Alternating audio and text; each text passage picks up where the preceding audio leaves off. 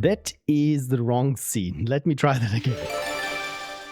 Hello there, ladies, gentlemen, and unicorns. Another year, and we're already starting off with technical difficulties. Do I have levels on the mic? Yes, I have. At least this is something, and I can see myself, and even I got a red icon there on Twitch with the bitrate because it's unstable. My average bitrate is too high. Isn't this wonderful? Hello, everyone.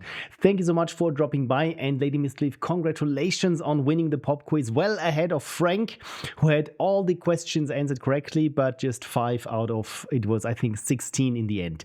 Yerzy, a close third, and the train 27 had one question right. I hope they weren't too hard. I mean, with my question set, this is the second question set. It's like with Trivial Pursuit, when you through with all the standard box that everyone already knows the answers to because you've been playing it for decades in your family, and then you bring a new set of questions and nobody knows anything. So it really feels a little bit like this. But Frank, I think especially you have already caught up on on the new sets. Also, the Windows 95 question I added just before. So let's see what is going on in the chat. Kersey says, "Oh, too late. Oh, I'm sorry, Kersey." And yeah, Happy New Year, everyone. I hope you had a great, as we say in German, a great slide over into the new year. For us, it was good because we stayed at home, because the neighbors were, I said they have the front line in their yard because they were just, I don't know what was going on, but a lot of explosives were being ignited that night. It was so hard sometimes that we couldn't even talk with each other in the confines of our living room because outside it was just crazy. So a good thing is we didn't burn our house down, and also the neighbors didn't burn our house down. So yeah, I'm back in action, and also a little bit more healthier than the last time. This was the reason why for the last 2 weeks of December I was just wasted. It's wonderful when you realize you want to visit family, and on the day where you actually want to go there, so that you're one day early, you can't get up because you're too sick. This is what happened. So the next day I was just using everything that modern medicine had to offer to make it 300 kilometers to my parents and enjoy the evening there, and also Christmas tree and candles and eating and the whole shebang. So this was good. Then 2 days later we went to visit Connie's parents, and then of course I had contracted my disease to Connie. So and now we're waiting how their family is handling our germs. Anyway, I'm good now. Connie's also almost recovered, so I think I'm just coughing. I'm just coughing a little, but apart from that, let's knock on wood that it stays that way. Lady Mistleaf said, "I remember the day I came back home from school and my mom excitedly announced that she had upgraded our computer to have a CD-ROM drive. We were at the peak of technology." Oh, good old times. I also, of course, do remember the first time when we had a CD drive, and it just felt like the future. Because, I mean, you could fit the contents of hundreds of floppy disks onto one CD. It was just amazing. Until you realized with the first games that had awful long load and seek time, especially with a single speed drive, where it's like the data, what is the data throughput of a single speed CD-ROM drive? It's like 160 kilobytes per second or something. So really not, I mean, even for a YouTube video with today's compression technology, that's not a lot of data, especially if you want to do full motion video. So yeah, good old times.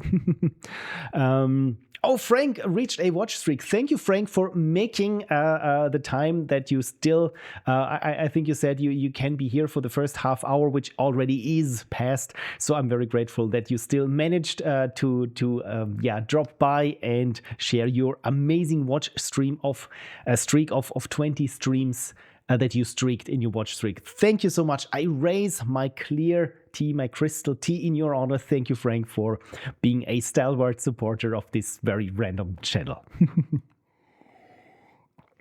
Frank says, "Yay, making it here, even if it is only for a short bit, maintains the streak. Everything for the streak." I mean, that's what Duolingo is all about. It's especially certain people with certain, let's say, predispositions in character, Hello, that's me. If something is gamified, I mean, I was having on my smartwatch. Once I realized that I had reached my steps for like 5 or 6 days in a row, I realized, oh, you know what? There's a badge if you get your streak for 60. You have 60 days in your streak. And yes, this was the sole reason that I went for it. It's not because I like walking or it's healthy or other benefits. No, it's solely for the streak. So hi, that's me. So I'm glad that you're similar disposed, Frank. Lady Misliff says, did you catch the big flu or is that specific to North America? I don't know what I had. I don't think it was COVID, but it was definitely something flu-like. It wasn't severe, thank God. It just a little bit of fever. Con had a little bit more fever, but it was nothing that serious. Still, I mean, you still feel horrible, and all you want to do is just lie and do nothing. And especially when you're expressively creative such as myself, it's the worst when you just can't do anything but listen to podcasts. But at least I caught up on some podcasts. Frank says, and then you need to find stuff on CD and you got these silly things. Oh yeah, finding things on CD. Yeah, that's the other thing when the especially with I think the first Windows, when you wanted to look for a file name on a CD, and it literally had to spin up the CD and go through every directory on it. You could make yourself coffee while it was searching for that one file name. That's what I remember. And Frank says, I have never broken a Duolingo streak in my life. In that case, congratulations. And my follow-up question would be, do you even have a Duolingo? I tried it, I think 13, 14 years ago, where I was trying to teach myself Espanol. Yeah, didn't. Me gusta el pollo. That's all I know. And ¿Dónde está la zapatería? This is, I think, where is the shoe store? That's all I know. Oh, Christmas cookies, says Iri. I'm sorry, the automated unicorn does not have the concept of Christmas cookies yet, but maybe hopefully next year I will think of it. Every time I note something down that you want to feed the automated unicorn, then I implement it and you come up with something else. Lady Mislip says, we have the big flu circling around here called the H3N2, I believe. Oh, it's all I know is H1N1, but only from the game. I mean, this is so pre-corona, right? It's almost a nice throwback, but still, good thing that the flu is still around and it's still as dangerous as it is. So I hope that it passed you well, hopefully, and wasn't too severe. But yeah, everyone's got it, especially now this time around Christmas. Usually it's earlier, sometime in fall, but this year I had it twice, and this was really strange because usually I only get it once. So I think I had the second time around Christmas, I had a different strain. So yay me. So anyway, I think I'm now invincible because I've recovered enough to fight the virus until there's a new strain out. Frank says, the thing with daily things for me is that if I skip one day, I tend to just be out for the rest of the year. That's the other thing. It's a double-edged sword with streaks, because exactly it's the same thing for me.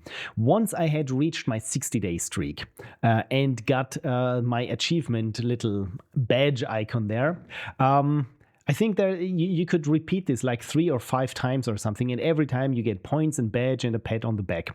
The first day after 60 days, I broke my streak, and I think thereafter my longest streak was like 2 in a row or something, because for me now it had lost anything. So all the health benefits now, I need to find a way to cheat my way around this, or at least to motivate myself to do it again, maybe. Frank, I never tried any of the language apps. Yeah, with Duolingo, I've heard there are some, I don't know what, but there was some controversy going on with it, and something AI, LLMs, or yeah.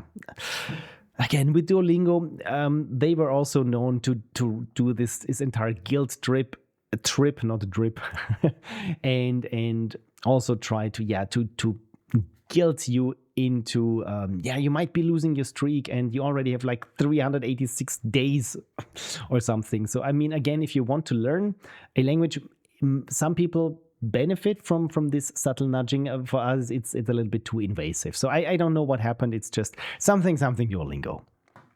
Lady Mischief says, I think I catch the flu one every 4 years or so. At least it's once. I catch the occasional cold. That's it.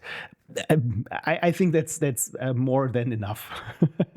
The good thing is, I think now with COVID and there are so many vaccines around, the good thing is you can get vaxxed, and it's not going to be as severe as it could be, because flu is no joke. If it's just a cold, the common cold, as we all know it, is not that big of a thing. So maybe what I got was not really the flu or a very light case of it. But yeah, if you really have the flu, and I mean, some people need to be hospitalized and you can even die from the flu. So it's actually, yeah, get vaxxed, people.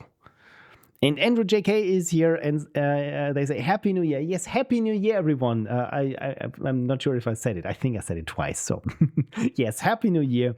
And the automated unicorn is already discreetly shredding a bunch of papers, which is topical, because what have I been up to? As longtime viewers know me, at the end of each year, for me, it means to do my admin work. So I don't know, no, you cannot see this, but there are a bunch of folders down there.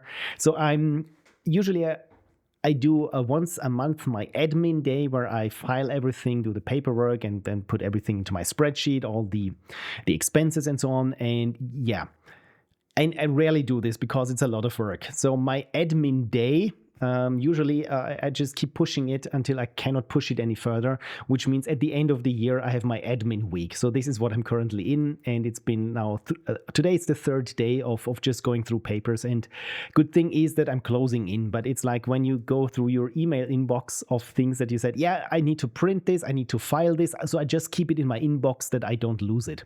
So it's now 360 something emails over the year that I couldn't delete because they are still pending or need to be on a need to be done basis. So yeah, that's it for me. So there is not much work going on, because once my admin day is done, more or less the same thing happens with my data.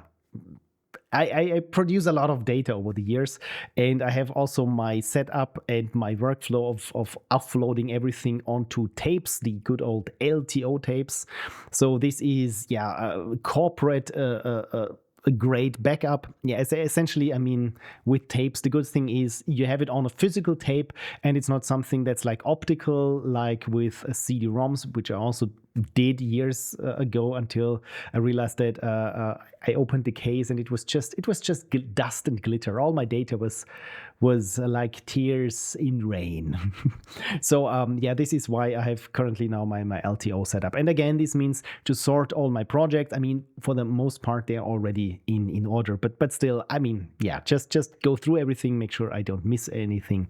And this usually means at the beginning of a year, until this is done, I cannot start anything new, because I need to file it. Is it 26 now? But I cannot use this because it's like when you're running a backup of your database or something. You want to lock this down until you're done with the backup, and essentially this is it for me with data. The only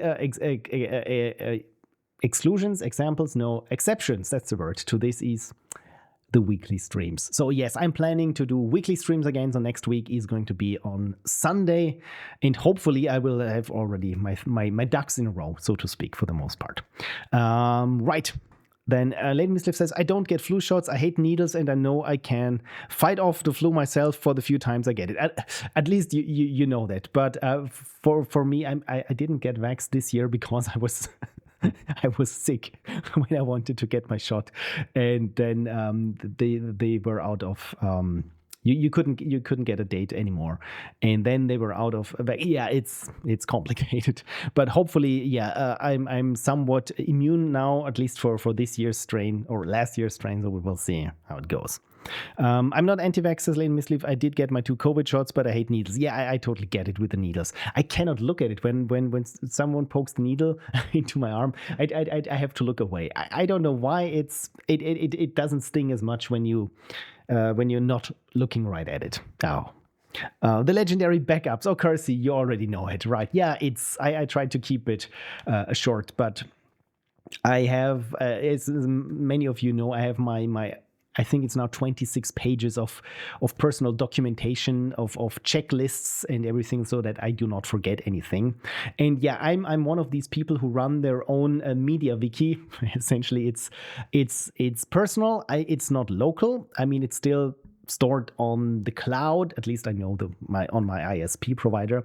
But the good thing is, since it's digital, I can add to it. And the best thing about it is, especially for my admin day, is hey, if you just click this link and it opens up Gmail, and already with the search filled out, and it just lists, I don't know, all the invoices for utilities or something, and this is super convenient. So all I do is work my yearly checklist, and I mean it's a lot on there, but the good thing is I do not have to think too much, because everything is checklists with me.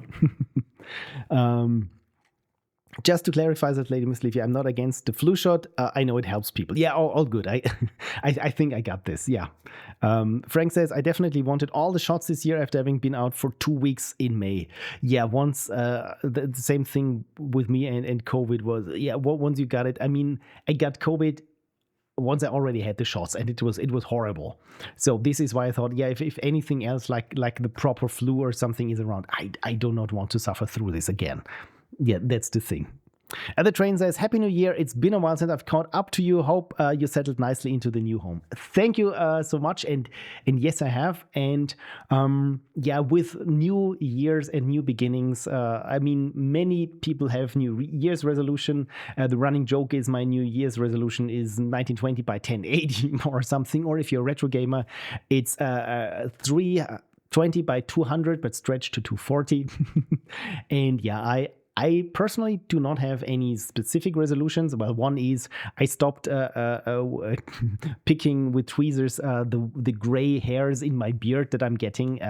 I thought, yeah, you know what? I have to live with it. Otherwise, if I pull out every white hair that I get, I will end up bald and sad. So this is my only New Year's resolution. But I have other things where I think where I want to be a little bit more crafty this year. So and I already ordered some things to help me be more crafty, essentially, because long-time viewers of this stream also know that I wanted to send you all stickers from via Patreon, and I think this worked until it did not work, and I was in contact with Patreon because I couldn't add new merch items, or they said, yeah, the merch items that you're sending, because they still charge me for it, and they said, yeah, you will not turn a profit, you will have to pay for it. And I said, yeah, if it's just one time for people 1 month, I will eat the frog, as we say in German, for this. And yeah, I don't care. But somehow their back end didn't do this, and I was in contact with like 3 people from their tech support, and now I haven't heard back from them. So yeah, we will probably, there won't be any stickers being sent out from Patreon anymore.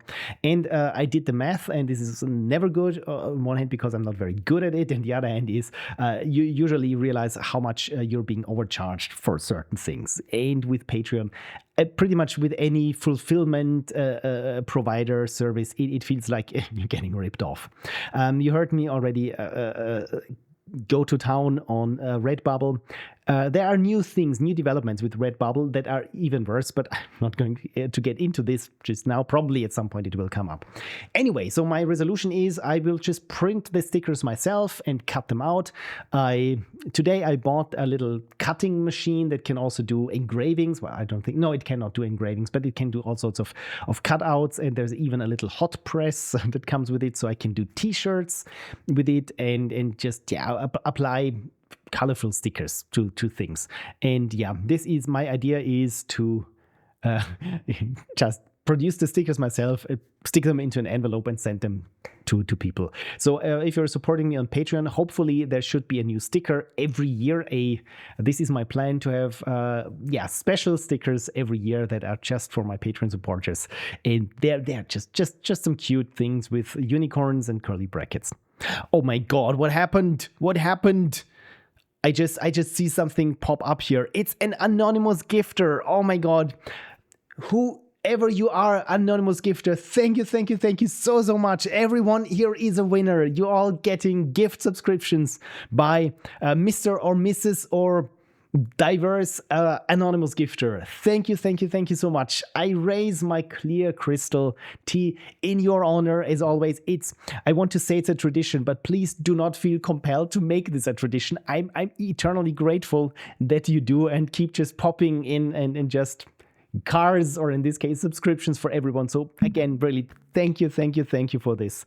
And yeah, everyone, please enjoy your gift subscriptions to this amazing, wonderful channel. So I just saw there is already lockable emotes going on here, and Hype Train has started, and it is at level 3. I don't know what this means. It's my first day on Twitch. No, it's not, but thank you, anonymous gifter. Mwah. I love you. Thank you so much. Choo choo. Yes, the Hype Train is there. And the train fittingly redeemed unicorn. So cheers. Did you say thank you? They say thank you, anonymous gifter. It's just in a different voice. Right. So I want to be more crafty this year and yeah, just try to take away the business from things that aren't good for business, like I said, Redbubble. So now that we're on the topic, what is the bad thing that happened with Redbubble? Since I'm doing my admin day and I looked at all the payouts that I got, they introduced another fee on top of the account fee that they already have, which essentially means the problem initially was with Redbubble is that they started charging like 40 or 50% of what you make as the account fee, because they're providing you an account where you can sell your designs there. So essentially it's like cutting off 50% of your cut. Again, if you sell a t-shirt, let's say for $20 and it costs and Redbubble is charging you like $18 to sell it. So the €2 or $2 on top that you charge, from these $2, they cut their profit off there. So what did many people do after realizing this? Well, they increased their markup on their products. And so did I. Then I get a little bit back from it. The downside is, of course, it hurts not Redbubble, but it hurts the customers. And also Redbubble is aware of this, that if you put like 40% premium onto something, it's not going to look good. Redbubble will look not cheap. It will look overly expensive. So what is their solution to this? Well, if you're charging people, your cut is above 20%, Redbubble takes 50% of anything above that. So if I'm charging, let's say, instead of 20%, if I'm charging 40%, of the additional 20%, Redbubble will get also half of it. And this is something that is the excessive something fee. And again, they do charge this for every sale that you make. Isn't this beautiful? So again, I'm this close on just taking everything off Redbubble, but again, it's still, at the end of the day, I mean, it's not much, but it's still more than zero. So I decided to leave my designs there.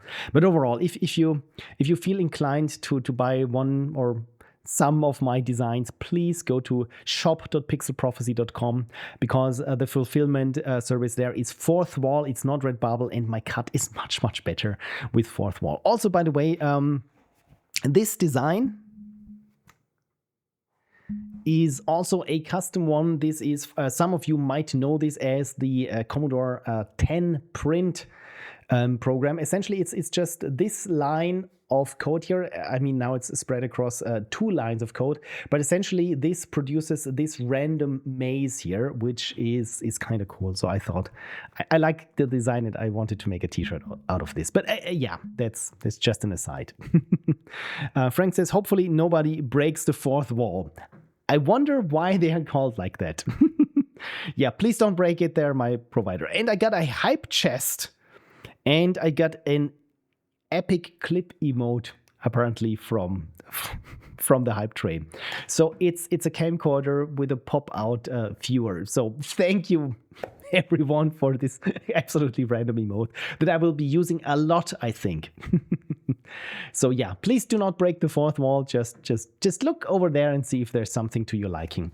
By the way, if you are there and miss something, a design where you think, you know what, this is kind of cool, but do you also have something for, I don't know, the Amiga? There's a big old yellow banner there. If you click it, you can request a custom design, and most people know it. I'm always up for being crafty. Like I said, I'm looking to do more stickers and that sort of thing myself. So right, I called this stream, or it's called Resolutions for 2026, and I was talking about myself the whole time. What are your New Year's resolutions? Do you have New Year's resolutions? Because if you're of a certain age, you've realized that you're not going to keep them. If you keep them up for 2 weeks, that's already a lot. So yeah, this is why my New Year's resolutions are very, let's say, conservative. Ston says, my resolution is 320 by 200, and you get a VGA Mode 13 thumbs up from me. Wonderful. Yeah, I think today, as I didn't stream all the way through December because of what I just said, I think today I can do an honorary December stream. So if I run out of my topics that I've prepared, I didn't have prepared that many topics today. We can play some random DOS games no one has ever heard of, and just have a look at them. Lady Mischief says, I have a vague resolution and a less vague resolution. Okay, now you get me curious. Or do you feel like sharing? You don't, please don't feel pressured to share in general. I'm just curious to learn about what other people have. Because another resolution of mine for this year is to try wasting my own time. I think many of us have certain run-ins with people who do not value your time, or they have no problem wasting your time. And this is on so many levels. I mean, the easiest example is someone who always is late, where you already know, they will be half an hour late, so I'm not going to show up any further or any earlier than I have to, because they will end up late. The other thing is, it's where I feel it's more insidious, is certain tools or software which obviously is not being used by the people who make the software, where things are cumbersome and they just take forever, and it's like where you just want to strangle someone because it's costing you so much time and nerves. And this is again what I've realized in my admin day. My God, PayPal, where I have to log in. Like every time it logs me out after 2 minutes, automatically it logs me out, and I have to log in again with two-factor authentication and text messages or WhatsApp messages, and always entering the code. And when you do the search, it never accepts the dates that you enter. Or when you say, hey, please show me all the incoming payments of the last 90 days, it does so. And then you click show me more, and then for the next part it just says incoming, outgoing payments, whatever. And again, it's when you flip over a page, it reloads everything, and then it starts you at the top, these kinds of things. So and I've realized I cannot change this. I have to live with this. But how can I make things at least easier for myself? And since many of us are not too unfamiliar with programming, I think many of us already had dabbled with automation and writing scripts and batch scripts and shell scripts and other kind of scripts, or just things where you automate certain tasks for yourself just to save yourself some headache down the line. The question always is, at what point should you start to write a script? Because writing a script is barely done in less than 1 hour, unless it's a very simple one. This I've realized. If I just want to rename a certain bunch of files, well, then of course I have to use regular expressions, and then of course test my regular expression before I'm having my script go berserk on some files, and then I just misplaced a bracket, and you know how it goes. So because if it's just 3 files that you want to rename every 10 months or something, spending 2 hours on writing the perfect automation is probably not going to cut it, or probably not really saving your time. The other thing is, unless of course you're having fun. And personally, I've fallen into this trap a lot of time, especially at work, where I just needed to, I don't know, rename certain files based on the contents of these files. And had I done it manually, I would have been done in 20 minutes. In the end, I spent 2 hours writing a script so that I will never have to do it manually again. 90% of the time, I had never had to do the same task twice, but once or twice it happened where I said, you know what, I have a script now. You scheduled 3 hours and now it's just 3 minutes. All I have to do is copy the script, click, and it's done. And those are the best moments. But of course, getting there and writing yourself a tool that just does exactly what you need it to do and nothing more, but also nothing less. This can be exhilarating, and I want to do more of that this year.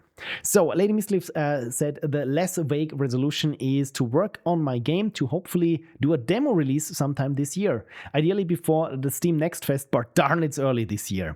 Yeah, one thing about the Steam Next Fest to be aware of, this is also, I just heard somewhere, is that you can only demo your game once. So if it suddenly takes longer and you want not just to be in one Steam Next Fest, but in like 2, it's not possible. So my recommendation would be, do you want to build up hype early or wish lists, or are you close to release and want to hype the masses with a demo of a game that's almost out there? So yeah, just something to be on the lookout. But I know what you mean. And full paid release by the end of the year. That's something. Same thing for my game that I wanted to finish last year, and that had been, quote, 2 weeks before beta testing since March 2025. And I think now with March 2026, I think we can be close to the beta this year. Hopefully, fingers crossed. Frank says, anyway, about time to go. I'll stay in lurk mode. Thank you, Frank, and congratulations on your amazing round watch streak. And if you do not come back, I already want to wish you a wonderful weekend. There's still Sunday. Kersey says, tools are fun. Good. And Lady Misleaf says, now that I think of it, it's hard to build hype on a gamified to-do list. Lol. I've seen one game that is... It is not essentially a gamified to-do list, but it's kind of similar. It's more like a productivity planner, but it has nice pixel art. Oh, darn it, if I can remember what it's called. But it's from Xiangmo. It's from Thomas Feichtmeier. This is one of the biggest Austrian pixel artists, and he's such a fun cookie. And he also once or twice rated this stream, so which I should be able to find it. Xiangmo, which game pixels? Yeah, this ought to do it. No, it's not the pixel joint. There we go. Occult Office, that is it. I will switch over when I can make sure that it is exactly what I want to refer. Yes, let me paste it into the chat and switch over. There we go. So this is Occult Office. Essentially, it's also, when you look at it, it's a timer, it's a calendar, and that sort of thing. And we have their strong lo-fi vibes. Granted, there's also a little game in between there, but as you can see here, you can have your timers, your to-do list, your calendar, or your daily things. And the cool thing is you can unlock things and use this to decorate. This is Cozy Cthulhu there. And I thought I would have never come up with such a game idea and to have this as a game. But apparently it is really a thing. And so don't feel dissuaded by thinking it's just a gamified to-do list, because essentially this is also what it is. It's amazingly looking, but I think you can already wishlist it. I think. Is it? Yes, I can add it to my wishlist. Okay, it's still to be announced, but from what I've seen, there is already a lot there. Yeah, and there was one other thing that I come to think of, which is also on Steam. Oh, it's Bongo Cat. This is also something, if you're looking for ideas, unusual ideas. I've heard of Bongo Cat. So essentially, it's the good old Bongo Cat meme, but highly customizable, and it works surprisingly simple. So all you have is Bongo Cat. You have Bongo Cat open on your screen and in your taskbar, and whenever you type a letter, it goes like this. And of course, then it counts up how many letters you have typed, and you can compare it with your friends. And after, I don't know, X number of letters, you unlock something, and there are even item drops, and suddenly it's a game. Essentially, it's just something that lives on your desktop, like the good old, what's the name? Tamagotchi that we had in the 90s. And I mean, for those who don't know, Tamagotchi were like little eggs, LCD eggs with a matrix display, and there would be a little creature living, and sometimes it would poop, so you had to go in and put the poop away, and you had to feed it, and you had to play with it.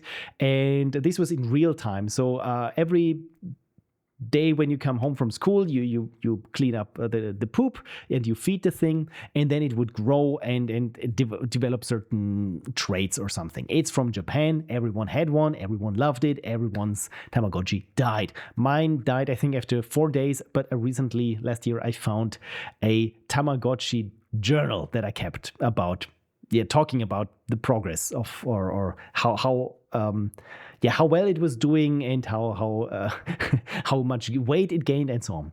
Anyway, and there were also then little CD-ROM games for Windows and compatible that were exactly like that, just Tamagotchis that lived on your desk. And I thought, this was a fad. It's never coming back. And then you look at Bongo Cat and something that has like 20,000 reviews, and it was released March last year.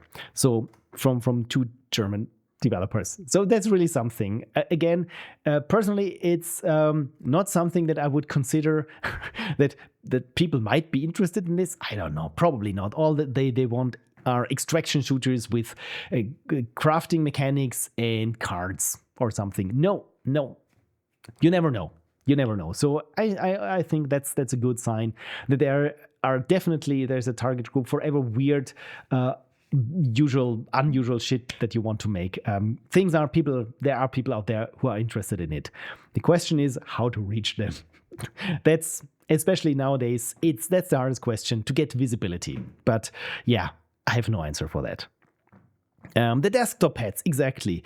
Tamagotchi, Lady Miss Leaf's Tamagotchi died in the first hour. Oh no, I was hungry. I ate a bowl of cereal and dropped it in. Oh no, so it literally died. I just thought you didn't feed it for an hour, and I thought, that's awfully harsh, but that's something different when you drowned it. Hope the cereal was good. Kirsty says, Chow Garden from Sonic was my jam. I've never heard of this Chow Garden. What is Chow Garden? Sonic Wiki. Thank you, Sonic Wiki. This is the Chow Garden. If you bring the eggs you find all over the world, a chow will be born. Oh, okay. I've seen these things. Okay, Kirsty, this makes sense. I'm just looking at this and I think, oh dear, that's some Pokemon stuff. That's some crack right there. Lady Miss Leaf says, Lilo and I opened it up, dried the circuitry. Oh, you're such nerds. That's great. And the pet may have been dead, but the device was not. I was able to try again. That's so cool. If that would have happened to me, I would have run to my mom and said, Mom, my Tamagotchi is dead. And she would have said, yep, that's what you get. You're not getting a new one. And that's how it went. Andrew says, I definitely put way more hours into the Chow Garden than the main game. And you know what? This probably not the first time that this happened. What I always, when people say something like this, what comes to mind is I bought the Xbox 360 back then. I didn't have the Xbox, the first Xbox. The 360 was my first Xbox. And why did I get it? So that I could play Alan Wake on it. Because for me, Alan Wake was the system seller. But I think I didn't get it right with the Xbox because I still had to wait like 2 days for Amazon to deliver Alan Wake. So what to do? I got this to play Alan Wake, but then you boot it up and you see, you know what? There's a pre-installed game there, and it's called Hexic. And should I continue? So Hexic is also designed from Alexei Pajitnov, who you may have heard of the other game that he designed. It's called Tetris, I think. And yeah, he also designed this game. And yeah, this is how I remember it. And long story short, after 2 days or 3 days, Alan Wake arrived, and I didn't play it for 2 more weeks or something because I was just addicted to Hexic. So yeah, I know how this goes. And also, what was the other thing? The triple triad card game in Final Fantasy VIII. Played way too much of this and not the game. Kirsty says Sonic Adventure 1 and 2 side game. Okay, that makes sense. So it was not in the main Sonic games then. I mean, Sonic Adventure. Is Sonic Adventure a main game? I'm embarrassingly badly versed when it comes to the Sonic games. Is this when you're well versed and badly versed? I don't think this is how the saying goes. Yeah, I don't have that many contacts with Sonic because I didn't have a Sega Genesis when it was hot, and so I didn't play any of the Sonic games. Lady Sleep says we were like 15. Still have it. Just needs a new battery. You still have it. I mean, this if you. I would say if that's an office, if you're working in an office, especially an open plan office, bring your Tamagotchi, especially nowadays. Some people will recognize it. Other people will be too young to recognize it. It will be a hoot. Everyone will love it. Kirsty says Sonic Adventures were the main games in Dreamcast GameCube era. I loved them. Oh, I think I've seen videos about them where it was technically amazing. I think the first couple of 3D Sonic games. I remember this big orca whale hunting you down on this pier or something, and Sonic was running towards the camera and blue skies and great music, and I just saw this and thought, yeah, I think my Super Nintendo is not going to cut it any longer. Okay, Lady Miss Leaf works from home. The office is on the other side of Canada. Yeah, in that case, it's going to be problematic. I figured almost as much. But I mean, it can be kind of nice to bring back something from your childhood, because talking of resolutions for the new year and things, you know me, I love retro stuff. I mean, I already mentioned it, I think, even in the stream announcement. 1990s retro things, and it's sometimes kind of nice to look back, and especially if you still have the old hardware and old games somewhere. And I mean, as you know, I have a lot of them, and they're just in the shelves and collect dust till I can't take it anymore, or Connie and we just dust it off, and then it just sits there for 2 more years. So recently I rediscovered my Nintendo DS and the Sims 2 game there. And if you know the Sims and you think, if you played one Sims, you've seen them all. Sims 2 on the Nintendo DS is something utterly weird and bizarre. It's more like an adventure where you pass through a desert town and suddenly become the head of, I don't think you become the mayor, but you start running a restaurant, not a restaurant, a hotel there. And I mean, you have interactions with people, but it also has a mini game with something pirate themed. And there's the local mafia boss. And sometimes you have a task where it's like, they give you a package, a big one, and you have to dig a hole in the desert and put it in. And then there are aliens, and you can even build a lair and become the Reticator, a superhero. Super weird. It's not the Sims that we used to play. And I wanted to play Sims on the go, and I got this, and it was just weird. And I mean, still to this day, I remember it somewhat fondly. Anyway, getting carried away. Yes, in terms of changes, I want to make this thing work. Hear something more, especially here behind me. You can see this dark blotch here. That's currently where I put my notebook bags, and I want to get a shelf there. And also there was this big black hole there on this wall. And you know what? I can even show you what I did. Let's see if this. Yes, it works. Look at this. I got the come with me camera. You're a good camera. Yes, thank you for following me, camera. Yes, Some of you watching my videos know this grandfather chair from I think 2 years ago when I was announcing my low effort video editing lesson, and I wanted to do more videos featuring this chair, and I never got around to. And again, it has been collecting dust, and no one was really sitting in it because it was on the set in the basement. So I thought, you know what, maybe I bring it up and bring more joy to this room, and suddenly it has a much more homey feel. It's weird. So it's not all work here. Now it's also a little bit of lounging. So yeah, just want to share this with you. It's a comfy chair, exactly, because like I said, I've been sitting in it only for a couple of times when I made the videos, and I mean it's a awfully comfy chair. I mean, we got it from IKEA. Connie lost almost one finger and 3 times her patience when she was assembling it. So yes, she assembled it, and I'm eternally grateful for this, because this, again, this thing is recalcitrant. I think that's the word. To being assembled, to being lugged around.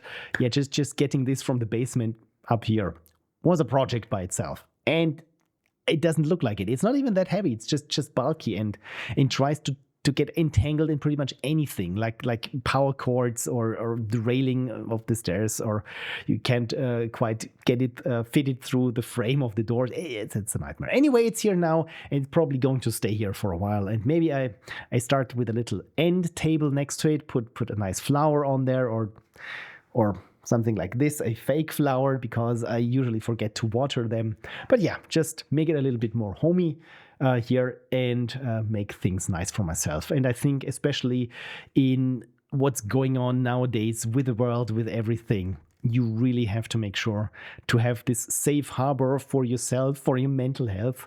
Just a little cave that you can retire to, where the big bad world outside is somewhat shut off, where it's just your little comfort zone, your little island, just you can take a breather from everything that's happening. And I think a comfy chair might also, is a good investment. Right. So yeah, talking about things. Oh yeah, one thing that is kind of bizarre what happened is I'm a subscriber of the indie magazine that's called DEBUG Magazine. So it's a British magazine, and it's all about indie games and indie developers, and I love it. And it's a printed magazine, and it's great.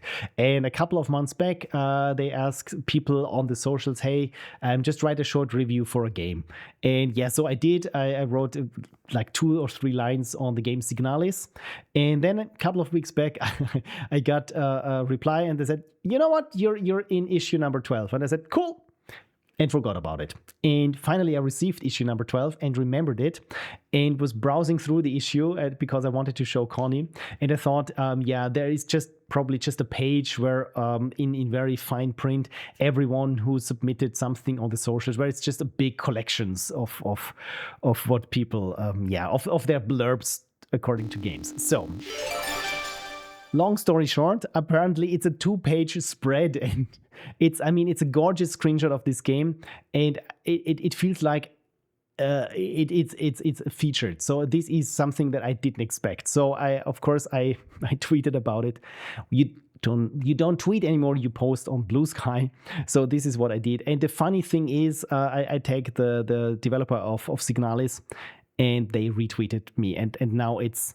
I just realized that I'm going viral, and not in the bad way. So yeah, bizarre. So this is also something that is you cannot plan this. So what is my takeaway from this when you want to go when you want to promote your game? Be lucky.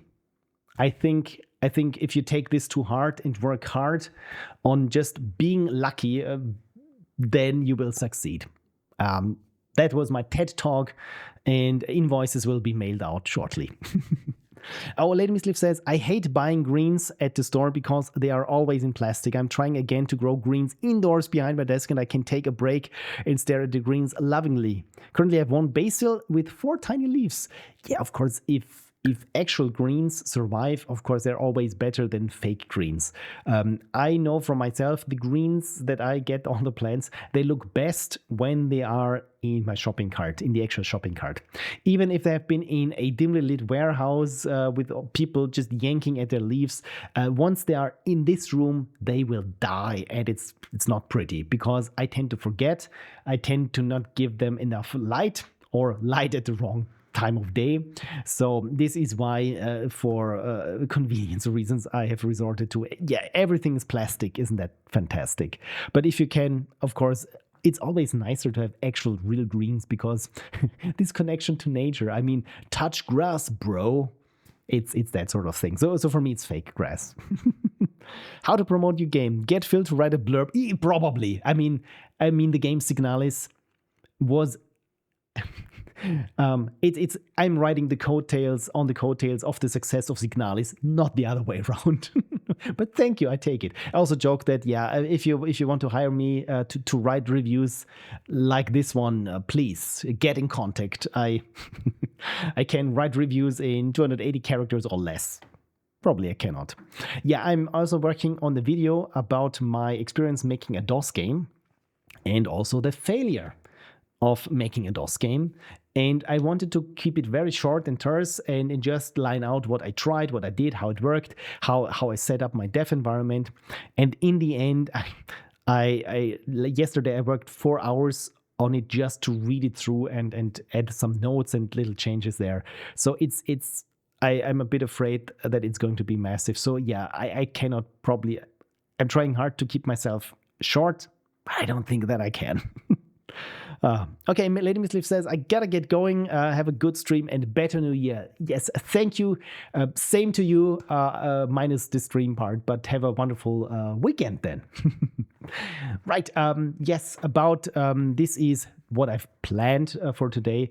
Essentially is just I want to show you some of my automation scripts that have emerged over the years of doing my projects and so on. So maybe there is something in there for you where you feel like, oh, I've never thought that this is possible, or more likely is I like what he's doing. He's doing it completely wrong, but it's giving me a better idea on how to do this for myself. So if you can take something out of that, whatever you can take out of it, I think it's beneficial. Again, automation and making, just having double click something and be done with it. Right. So what I want to show you is since I've been mostly working with videos, I want to first show you my video project folder. So where do we have it? So there is one thing. I will zoom in shortly so you don't have to squint on what actually tiny letters there are. So I have something that is here called the video project. And it's named here with wildcards. I will get to this in a second. But essentially, this is for my video production things, is how I set up my folder names. And again, this is something that I've developed over decades until I got to a point where I'm comfortable where things are now. First, let me have a sip of water. And I'm realizing that no song is currently playing in the background. And is this true? Okay, there should be music in the background right now. Please let me know if it's too loud or too distracting. And why is it not writing in the stream? Which new year, new technical difficulties. Anyway, so as you can see, my folder structure works like this: that I prefix things with numbers, and then using a kebab case. I've learned what it's called when you just do everything with dashes and lowercase. So the reason for this is first things is, of course, that I know how it will be sorted, or how it will sort. So again, if you sort it by name, of course, the numbers will rank first, and then anything that is not named after a number will come thereafter. So this, of course, makes sense. The other thing is, why am I using kebab case and not writing the good old, as we know it, with spaces and uppercase letters and so on? The thing is, especially when you're working with automation or you have a myriad of different programs, some programs have problems with still problems with spaces in directory names or with file names that have special characters like German umlauts, for example. And I mean, in some programs, and that's the hardest part or the worst part or the most insidious part is they do everything works fine, but as soon as if you want to automate them and use invoke their command line version, suddenly things do not work anymore. So this is what I've come to use is in the end, yeah, it's prefixing with numbers if I need things to sort in a different way, and then going lowercase. Oh, Tutvari is here. Happy New Year, everyone. Hello, Tutvari. I'm just talking through my project setup and how to automate things, because the topic of today is use automation to save yourself time later on, and also bonus points if automating the thing that you want to do is actually fun for you, because then you're a winner twice over. And thank you for redeeming Unicorn, Cursey Poo. Right, so the other thing is, of course, be wary. I'm here working on Windows, so everything that I say is pertaining to Windows. The other thing is you do not want your directory names to be too long, because I think Windows still has a maximum length with path names and file names of 256 characters. I think it's still an issue. So try, especially if you plan on nesting lots of things, try to keep things shorter than necessary. I mean, for me, it has worked so far, but yeah, just something to be on the lookout. So if we go here into source footage, suddenly you see here there are a lot of bat files. And this, again, is something that where I realize, okay, this is usually with many video projects that I do, is a task that I probably do pretty much every time and manually, and it doesn't take long, but it's still something that it's much easier if you just double click something. And for me is when I'm working, of course, with my video camera, I record audio externally with an external recorder, and the microphone is mono, but it records in stereo. So the thing is, now I do not have, because when you listen to it, suddenly all the sound is just coming from one ear, either from the left or the right, and it's super distracting, and of course it takes up space because the file size uncompressed is twice as big, and one channel is just silence. So again, I have here my split wave to individual channels, or just split wave to channel right or left, and all I need to do is just double click this and be done with it. So how does this actually look like? Yeah, it's a good old batch script, and for me, you can see here there are special characters in there so that I know when was my last revision and so on. Notes to myself about source files should probably or must not contain the following characters. Again, I've learned this the hard way, so this is why I'm putting it here. And the other thing here is I love command line tools, because again, you can just stick it into a batch file. Of course, Windows batch file is not as convenient as, let's say, Linux or Unix or even Mac OS for that matter, where you can just pipe the output of one as input to the next. So it's a little bit more cumbersome, but still, I mean, I've learned this over the years, or adjusted to it over the years. So what I'm using here is SOX, and SOX in this case is a library or a tool that does the splitting of WAV files, for example. So this is why I try to set everything here as variables, because then I can say here, keep the dot with the source. Again, documentation, document for yourself, because when you come back to something after 3 weeks, you don't know, okay, is the dot here important in the file name, or is this just a typo and I can take it out? No, do not take it out. It's here. It's important. So, and of course, what is going on? Because if there are problems, and it says here conversion job started, and here is the loop and the output name and output left and right and so on. So, and here it does, it's called remixing, right? So the cool thing again is all I need to do now, since once this is tested, all I need to do is just run it and forget about it. Of course, writing this, like I said, and testing it, please test your scripts on files that aren't important or that you can recover later on should something go wrong. But and from that, essentially I started and realized, you know what, there is so many things that I could automate like this. The other thing, for example, is here just something simple that is called delete bin and mixes. If we quickly look at what this is doing, yeah, it just a temporary drive letter. But yeah, if there is anything called .bin or underscore mix.wave, again, those are just the peculiarities of the audio recorder that I have, because it creates a binary dump of metadata or something which I do not need, but of course it creates it with every new track, and it also creates a mixdown track. So I'm recording audio for each channel, and it always does a mixdown. I think I can turn this off, but sometimes it's good to have this mixdown if something went wrong. But when I'm done with the project, then I know I can delete the bin and the mix files. And again, it's not a big deal if you do this manually, but again, it adds up. It just adds up. So then there are other folders. For example, yeah, here with the GoPro, there is rename GoPro files, because the problem with GoPro files is that they are also weirdly named. So essentially, if you have a GoPro a longer recording, then it splits the video files into, I think, 3 or 4 gigabytes because of the FAT file format.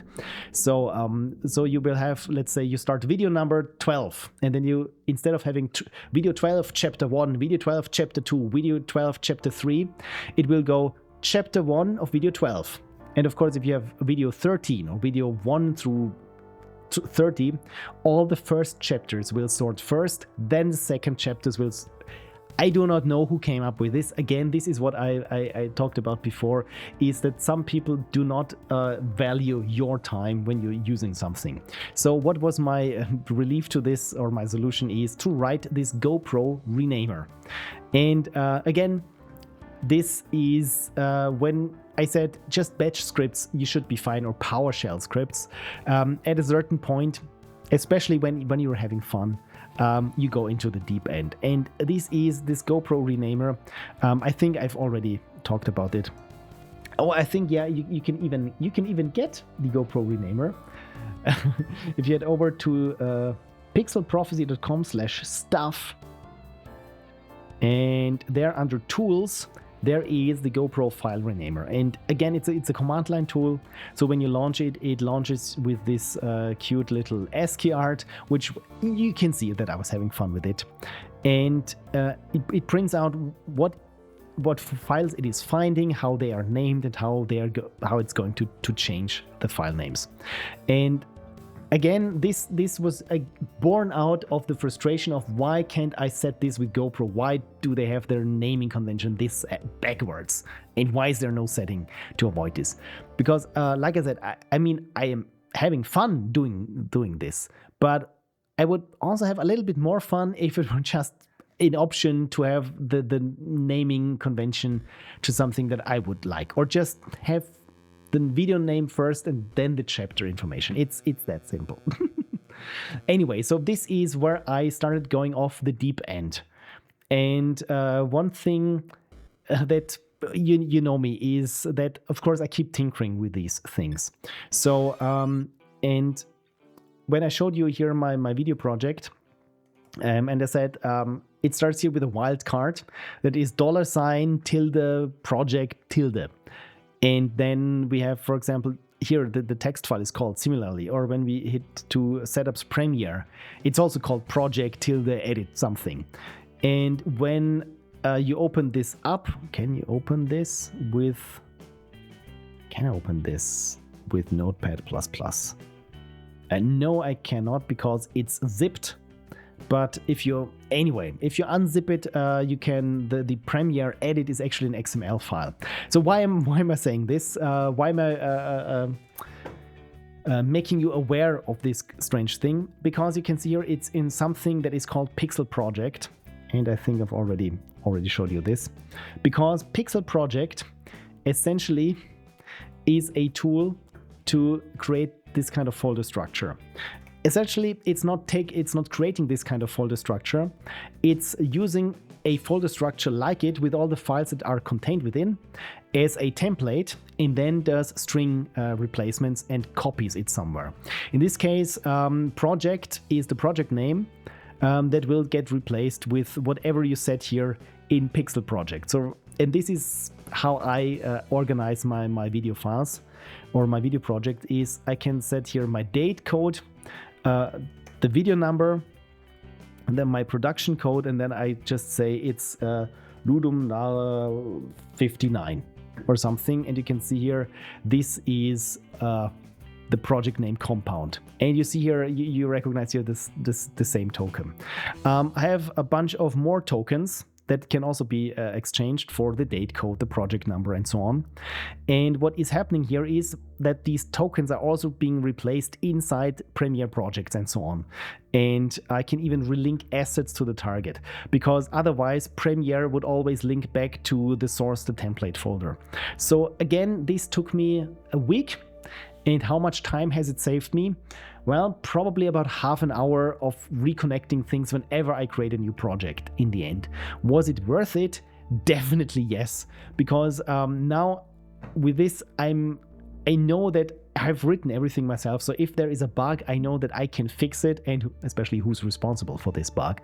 And of course, I had fun writing something like this, and also making a user interface for it that is nice and exactly works as intended, or how I would want to use it. And to me, again, it always feels like the best software is the software that was written out of spite. It's like what was it with Unity? I think I do not know what exactly was the thing, but Unity just put some basic functionality behind a paywall, and someone said, you know what, F Unity, I'm going to write a extension that does exactly what Unity did before, plus things on the top, and I'm giving it away for free. And of course now Unity is, I mean, as a user, probably I'm going for the thing that is free, was written by someone using it, and is probably has more features than what Unity is asking money for. So in the end, this is why I think a spite-based software is the best, because it was made with lots of passion to get things right. And to me, what I was using before this Pixel project was called something Post Haste, which was kind of cool, but the development, is it still around? Let me quickly check. Post Haste program. Yes, it's still around, but it hasn't been in active development for probably a decade or something longer. And it's this tool here, and it's I mean, oh, look at this latest version in March 2024.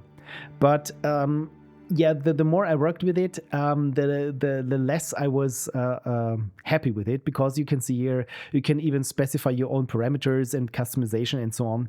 But the more I worked with it, for example, I really wanted to have this option to have these string substitutions inside random files that are ASCII based, like the Premiere XML project, or that's the next thing here, inside these batch files. They are referring to certain tools, and I have all the tools that I need are here with the project. So I have FFmpeg, the Swiss Army knife of video conversion. You can, with FFmpeg, you convert pretty much anything to anything else. This is just this one exe file that's 200 megabytes. It has been developed for over 30 years, I think. And again, it's just amazing. And this is why I always keep it there. Also the GoPro renamer, the MLV dump, the nerd command tool, and SOX, that was the audio splitter, right? So I want to keep everything here in one place. And the cool thing about this is, for example, I have here where did I have it? My footage scripts. For example, I have live action, and I create something with the Magic Lantern software. And I want to dump all the MLV raw metadata. And when I run this, or I open this, where is it? Was it here? Where there is a string substitution, again here with the project name. So again, it changes whatever comes before. It pretty much takes out everything that comes before and changes this project name with the final destination path. Again, it was a nightmare to implement this and to have regular expressions and parsing for that kind of thing. But again, in the end, I feel like it just gave me peace of mind. And from my monologue here, probably I hope that this carried through somewhat. Chris said, but you did it exactly. again, out of spite, because at some point you think it cannot be that hard, can it? And the hardest part is usually working with files that aren't, I mean, when you're working with text files and it's UTF-8, UTF-BOM encoded, and yeah, it's a kind of worms that you get the ASCII encoding right. But again, once somehow I got this done, this was programmed with the peculiar pure basic programming language, because it creates super lightweight, super fast Windows executables and even command line tools. So my GoPro renamer was also made with pure basic. And I think to have another thing here, yeah, the screen melter. That's also a tool essentially that I made so that I can make this one screen transition in one of my postmortems where the screen melts like it does in Doom. So you can see here, this is the effect where it just creates random strips and just has them drop. So yeah, this is the effect. And again, I wrote myself a tool for this that exports a PNG sequence. And again, it's fun to do this. And as long as you're having fun and it's not something where someone said, write me a tool for this, it's completely different.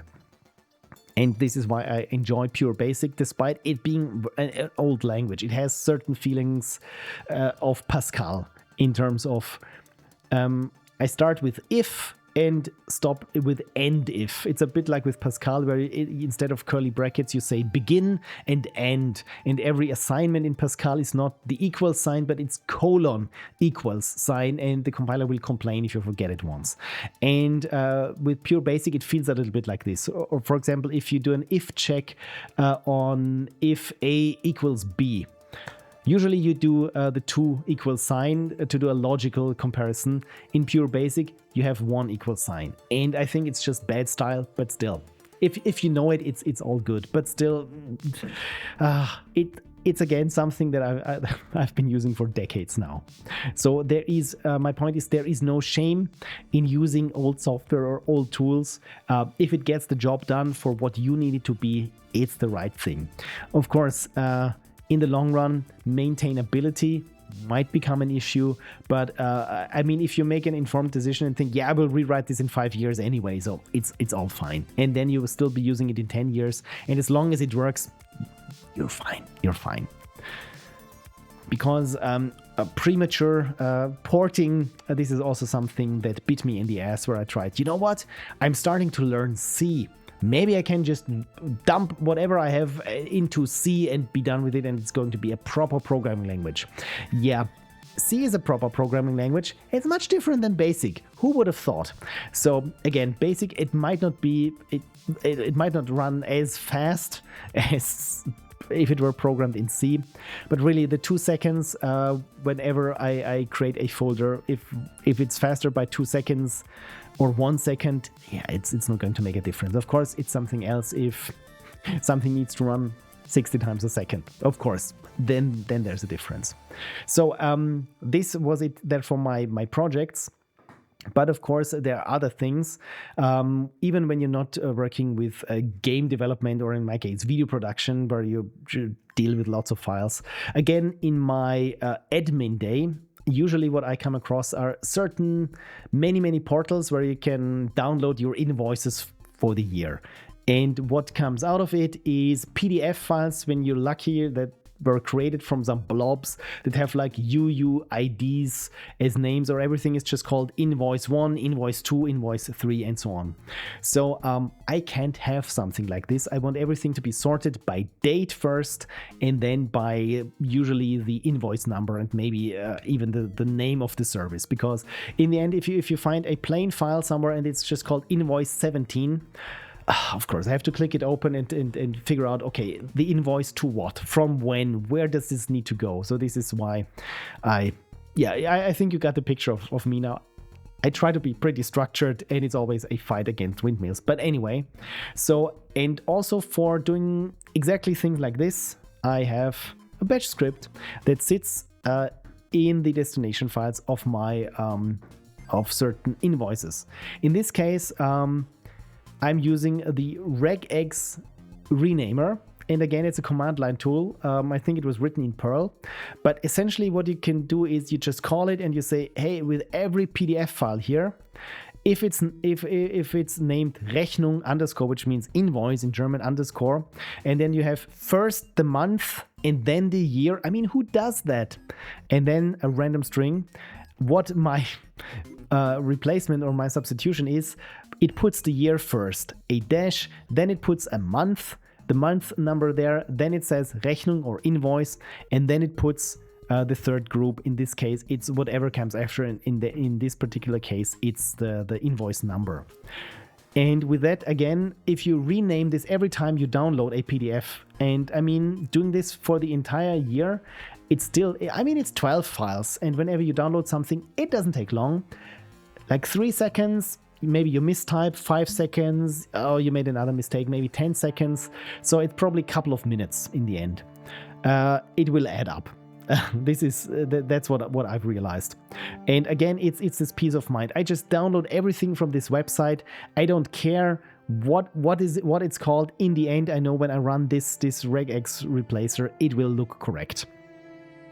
This is when already the file name is somewhat intelligible, or where it's not called invoice 1, invoice 2, invoice 3.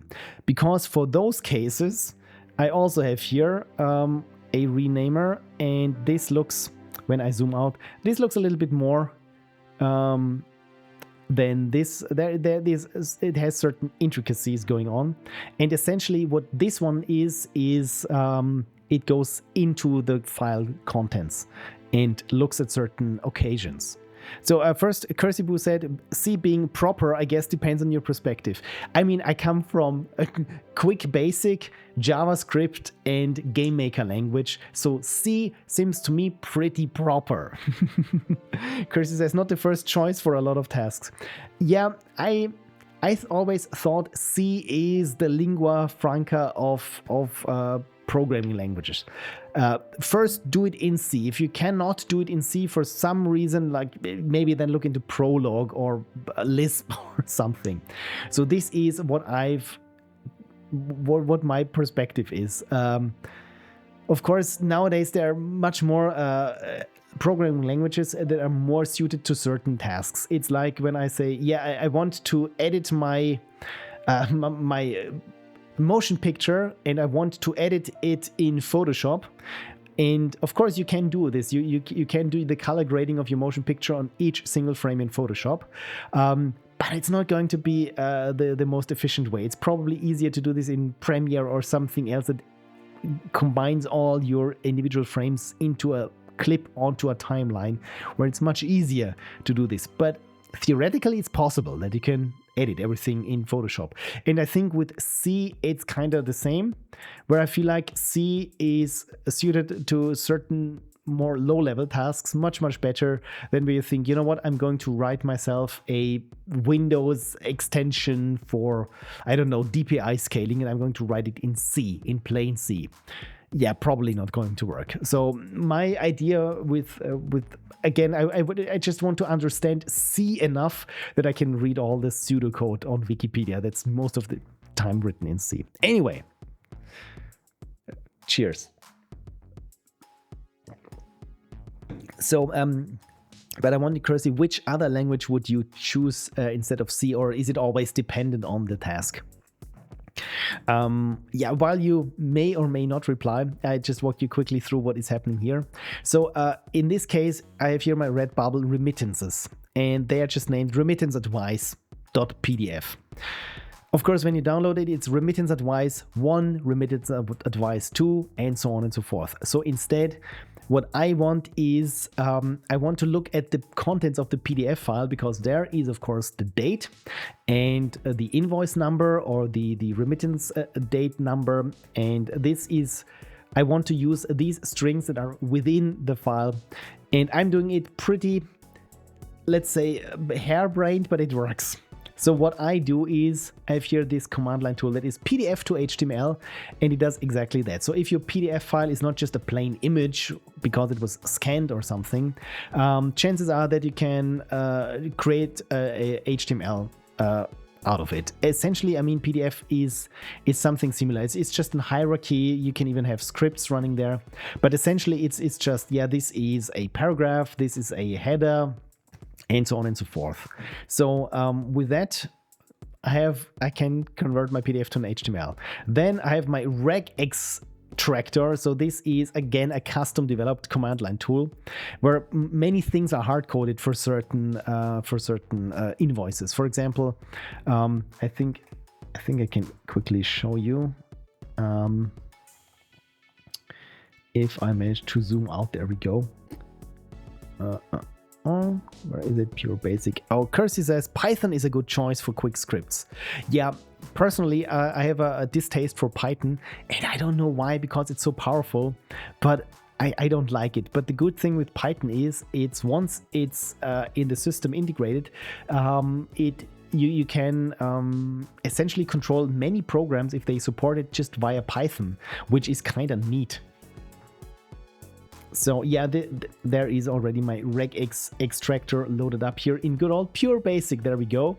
And it's a regular expression string extractor.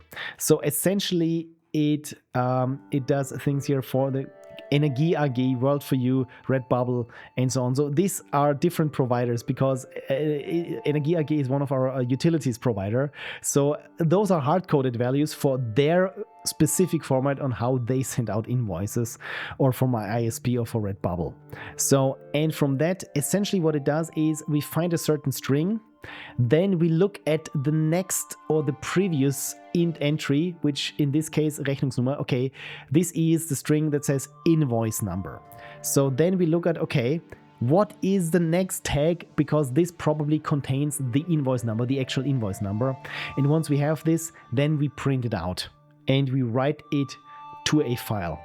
Because again, this I'm still doing this in good old batch files in Windows, and this is why I said it's harebrained. It's probably not the best tool to do this, because what I want to do is I want to store certain variables. So for example, here my RegExTractor extracts the invoice number. How can I store this as a variable?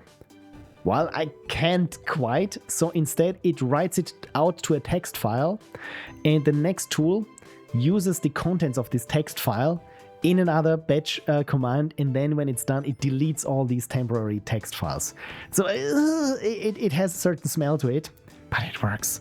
So this is why we have here scratch.txt or temp date, datum means date, or temp XML. So essentially what it does is it creates a HTML version, and then it runs here my RegExTractor, waits 1 second because maybe the Dropbox will catch up or something with the system. I've had this problem that you have to wait for everything to catch up, because if doing things too quickly, especially with file access, certain things are still cached for the file system. It's just a mess. So, and then I'm going to set the date to whatever is the temp string date, and then my out string, I create here my out string, and so on, and then I'm going to rename it after this. Again, it's not pretty. It relies upon a third tool, in my case this hard-coded version that expects that's, like I said here from the utilities company, the file of the PDF in a very certain format. And of course, if they change their layout and for some reason they use a different, I don't know, billing software or something, then of course I have to go back in and just figure this out again. So this is, I know that this is bad, but again, for now, it's still working. They haven't changed their way of producing bills in the last 3 years. So all I do is just download everything a year's worth. Don't care about what the file names are. If it's called foobar25, no matter what it is, if they're PDF format, by extension HTML format remains the same. I just double click, fire and forget. And it's so cool when it works. It's so cool when it works. And yeah, maybe there's, maybe you have something in your workflow or bureaucracy bubble that is might be similar or benefit from something like this. And of course, then there are good old tools like one of my favorites, again, for a decade now, is the good old Renamer. Because this, exactly what it states here. You can insert text, you can delete text, you can remove something, you can replace something, you can rearrange strings, you can just work on the extension, you can strip certain symbols, you can change the case, you can serialize things, you can add padding, you can clean up, you can even use your transliteration, you can reformat dates, and best of all, you can use just good old regular expressions or even Pascal script to change file names. For example, Pascal script might be interesting when you, I think there's even when you, what it says here, encrypt file names, or when you want to extract from a JPEG file that has EXIF information of when a certain picture was taken, you can take this and use it in the file name conversion and so on. And of course, everything you do here, for example, replace receipt without, in this case, it was my Midjourney subscription there.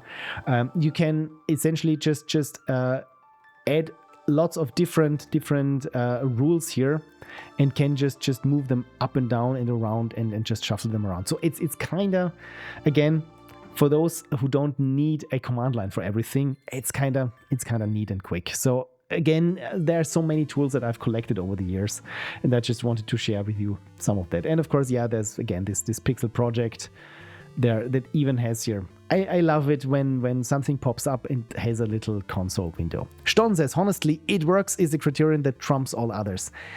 It works is, I mean, yeah, it's different if you're, let's say, in an organization or in a team and it has to work with other people, because that's probably a completely different story. But if it works for you and is reliable, and even if it has certain kinks that do not work, but you've documented these and you're self-aware of these, it's all good. I mean, this is many of the level editors we got with 1990s games, where essentially where it says, yeah, the latest, I don't know, real-time strategy game comes with level editor. And you open up the level editor and you go like, good grief, what atrocity is this? It's the level editor that was made by the people who made the game, who are very familiar with it. And if you want to figure it out, you have to put in the work. But essentially it worked for them because it provided exactly what they needed, where they needed it.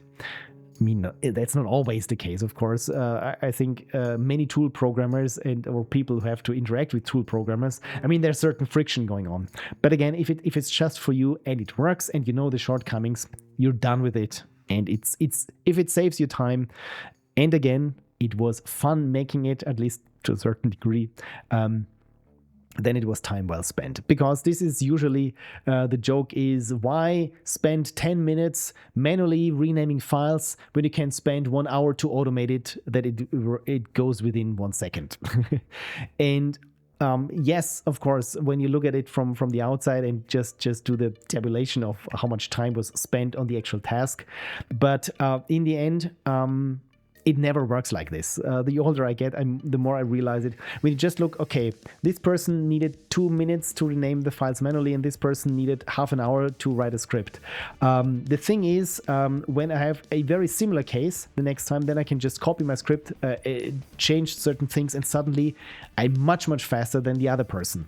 So in the end, it always comes down to all these soft and mushy things, like you get better at writing scripts, or you learn something about, I don't know, in my case, how EDL files, that edit decision lists, are laid out and how to parse them and so on. So there's always learning involved. And of course, if you just say, hey, ChatGPT, write me a script that does X, if you do not look it through and try to comprehend what is going on and try also to figure out what mistakes good old Chatty made, then you will always start at the square one, essentially. Because have I programmed with ChatGPT? Yes, in part, where I said, hey, I need an algorithm or a function that does X, Y, Z, and those are the input parameters, and yeah, please output that. For the most part, it works. But of course, it will never know the intricacies of your code or your architecture. Or the worst part is, it will try to call certain libraries or include them that you've never heard of, that might not even exist or exist, but some nefarious actors have put up those depots because they know it will be a hallucinated dependency. and to insert malicious code, all that sort of thing. So yeah, what I've learned is always scrutinize the output, and of course do not ask it to create something that you do not understand, because in the end you will always have to look it through, understand it, and of course change it, move things around, and make it work. I think for small algorithmic things like, hey, I need to decode this file format and it has this specification, write me a header file for it or something. I think for that it works, but always if you want to try to cut some corners and you go lazy, like I said, hey ChatGPT, write me a batch script that renames files in that manner. It does it, and if it does it, it usually will have this long regular expression that may or may not work. And if you do yourself not understand how regular expressions work, you cannot check the code, you cannot see if it is exactly doing what it's supposed to be doing. And in the end, when you're faced with the same problem, you haven't learned anything from your past experience, because all you did was copy and paste code and maybe look it through. So this is why personally I still prefer to code manually or with my brain, because then all the mistakes are my own and I have a feeling where they happen. With LLMs, it's just, they could be all over, there could be none, there could be things introduced that won't gel with each other in the long run, but for now it works. So all those things that you really can't know and can't tell. And again, I feel like the more you rely on things that just code for you or write for you, the worse you get. Because it's like a muscle, right? It's the exercise. And of course, I think many of us have been, especially with Ludum Dare games, after a week or even 2 days of really crunching and coding and coming up with everything, you're so much in the zone and you just want to keep going, and you've learned so much, and it's completely different than the other way around. I mean, I have a feeling that I might be preaching to the choir here anyway, but yeah, it's just some of the things that I realized in the long run when working with LLMs. So one thing, while we're on the topic, when people ask me, but do you hate AI? As in part, certain things like these generative text tools, but one thing where I realize it, that I use it a lot for work, are the image upscalers and enhancers. The only downside there is I was doing recently this documentary of a skier, Austrian skier from the 50s and 60s. So it was lots of archival footage that was recorded onto film, but then transferred onto tape in the 70s. They threw away the film, the tape deteriorated, then they digitized it, and now we have film deficiencies, tape deficiencies, and compression artifacts on one, but it needs to look premium. And how to get rid of most of these artifacts? You just put it through Topaz Video AI. That's what it's called. So of course it has different algorithms and different models that you can choose from. And the director said, "Oh my God, this is amazing! It looks everything. It recovered everything." And I said to them, please be very careful. It did not recover everything there. It just thought up pixels. It generated things there. For example, crowd shots. The faces you see in the crowd, they aren't the faces of these people. It's not recovered. It's generated. It's arbitrary. So please understand that this is not a new archival format, and you can put this in the archive as the ground truth of how it actually looked back in the day. No, those pixels are long gone. They do not exist. I only have here an interpretation of what it might have looked. And again, this is also something that I feel like certain not everyone has grasped that it's not with digital image restoration and AI image restoration. For the most part, it's not restoration, it's just filling in the gaps, hoping that it looks plausible, essentially. So again, I think this is a very minor subset of people who are in the archiving business, but again, this is not something that you archive, it's just an interpretation. Anyway, I think I've been talking about boring things for way too long, and I still have way too many viewers. I'm at 9 viewers. It almost doesn't fit on my hands anymore, which means, you know what? Let's play some games, because I haven't, with all this talk of I'm pointing at my file folders now. You can't see it. Anyway, let's play some games. So I haven't played in a while the DOS games, and I think we deserve now to play some DOS games, some games we've never played before. And I also will change here the category to retro and say playing DOS games. Oh, it stole the focus. Playing DOS games. There we go. So I'm not sure how many of you were there with my last streams where I said, you know what, I have all the DOS games, all of them. I think it's 10,000, or was it 7,000? It's a lot of them, and I can essentially just one click and start them. So how is this possible? What kind of sorcery is this? And the answer is, this is Retro EXO or Retro EXO. Again, I posted quickly there into the chat if any of you is interested in this. And I just love this website. So here, eXoDOS, EXOWin 3X, and EXOWin 9X. Essentially, they tried to collect all the games for a certain platform, be it Windows 3.1 or Windows 95.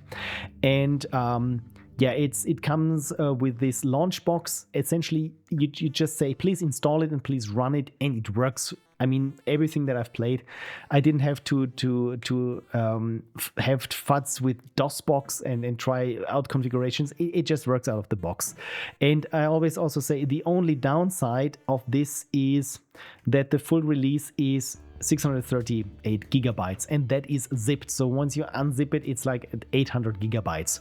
So this is massive. But apart from that, everything is there. Okay, Kersey says, Jen Dossery, full stream. Jen Dossery, I like this. Yes. So, are there any DOS games that you haven't seen in decades and want to revisit? Or should I just look at random entries here where I feel like, you know what, this looks horrible, let's try this, for example. Or I wonder, oh look, apparently there are even Penthouse games. I wonder, maybe what this could, would it be an adventure? Oh, PC pool challenges. And yeah, pool games in glorious CGA. Yeah, could be improved. Oh, Paperboy. This, I didn't know that this came out for DOS, but apparently it did, and it doesn't look as good as I thought it would. You know what? Maybe I'm in the mood for a little action game, but first let me have a sip of water. And for some reason, I always manage that the water splashes back into my face. Oh, Red Pixel is here. Winter games / summer games. And Kersey says, no suggestions for me. Really, are these epic games, have they been ported to PC? Let's go with winter games. Apparently they have. I only know them from the Commodore 64. But, oh, Ski or Die. Yuri, please, not again Ski or Die. If you were here last stream, yeah, I just showed Ski or Die and realized, yeah, it's just a bunch of mini games and not that good ones, and it was pretty much overpriced. Even back then, I think it was. But you know what? Let's look at what winter games looks like on. Would you like to change your graphics filter? No, on DOS, because I have no idea. Oh, do we want composite color? RGB, you know what? Let's go with RGB color. Do you have a choice? No, I do not. Oh, really? It's CGA. Christ. I mean, it gets points for effort, but this is, yeah. Yeah, you can see when people look at this and then they show off their Commodore 64 and they said, you know what? I got 16 colors. How many have you? How many colors? Please count them for me. I don't think that I have to wait because it's not going to take you very long. So yeah, the opening ceremonies. Yeah. Ston says, one of the first computer games I ever played. Winter games, did you play it on the PC or did you play it on Commodore? Because my first PC game that I remember is Sokoban, which is also a CGA game. And I think I've already shown it some time on on the stream. So you know what? My name is Pixel, and my country, of course, is Austria. So, and I mean, it's not wrong. The coat of arms is this old chicken there, and the colors are red, white, red. So,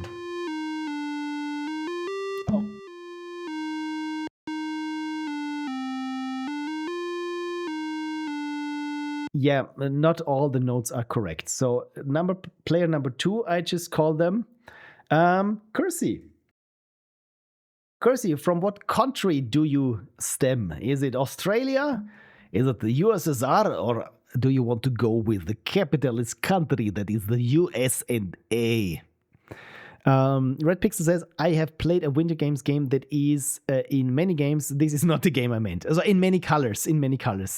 Was there a VGA version of Winter Games? Because, like I said, I only know the Commodore version.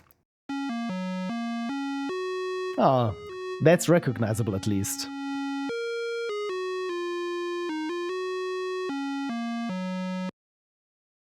So, yeah, we're not playing with a third player. So, yeah, I would say this is correct. The game's Winter Challenge. Oh, so that's what it's called? Ah, okay, it is called the game's Winter Challenge. I think I've heard of this before. So in that case, should we... I just want to see the best event that is always bobsled, and I want to see how this looks in this game. In this version of the game. Okay, that looks similar enough. They're even trying to make the music. That's cute. Okay, Kersey, you're first. I'm playing as you. Trying my best. And you know what? Coming from the Commodore version, it's not really that different. I mean, it looks horrible, as we can see, but in terms of content, it's kind of there, even with the overpass. I mean, of course, it's somewhat struggling there to get the frame rate right, and of course, the audio is not that good. Okay, so I will try this also myself as Pixel, and let's see if I can compete against Kersey. The only thing is, I don't know if I can do anything else, but oh, I can. I just realized it. When I hit up, I can increase the speed. And of course, this is how you play the game. Yeah, I'm not too good at this, so apparently Kersey is going to win. Because I tried now to go a little bit too fast there.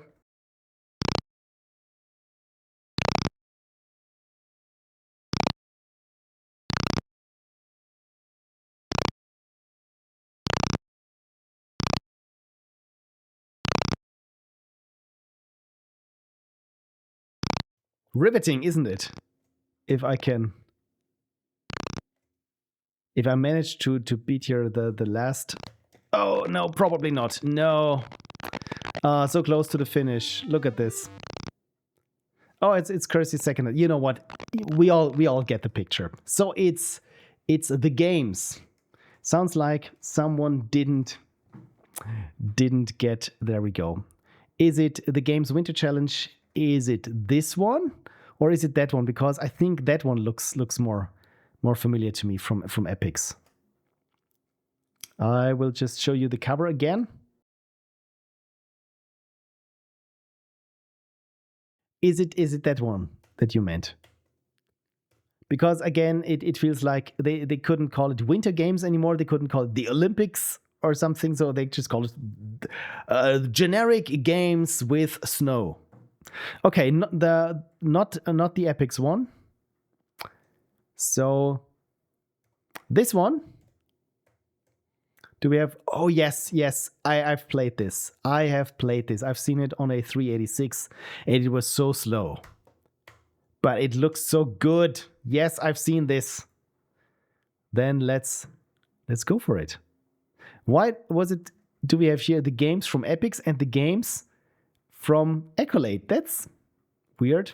Anyway, let's install and run.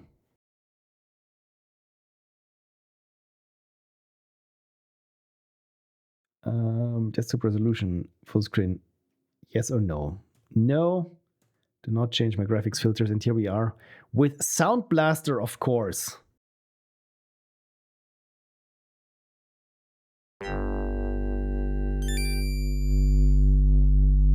Please let me know if the audio is too quiet or too loud, but a glorious VGA. That looks good. Aww. Ston says, the game's Winter Edition is the sequel to Winter Games. Winter Challenge was made by a different company, and there's also summer versions of all three. Of course there are. Is there even a California version or a world version? Look at the bunny! I wanted to zoom in on the bunny, but I have to first... There we go. There's the bunny. Okay, the music just stopped. Okay, sound is okay. Good to know.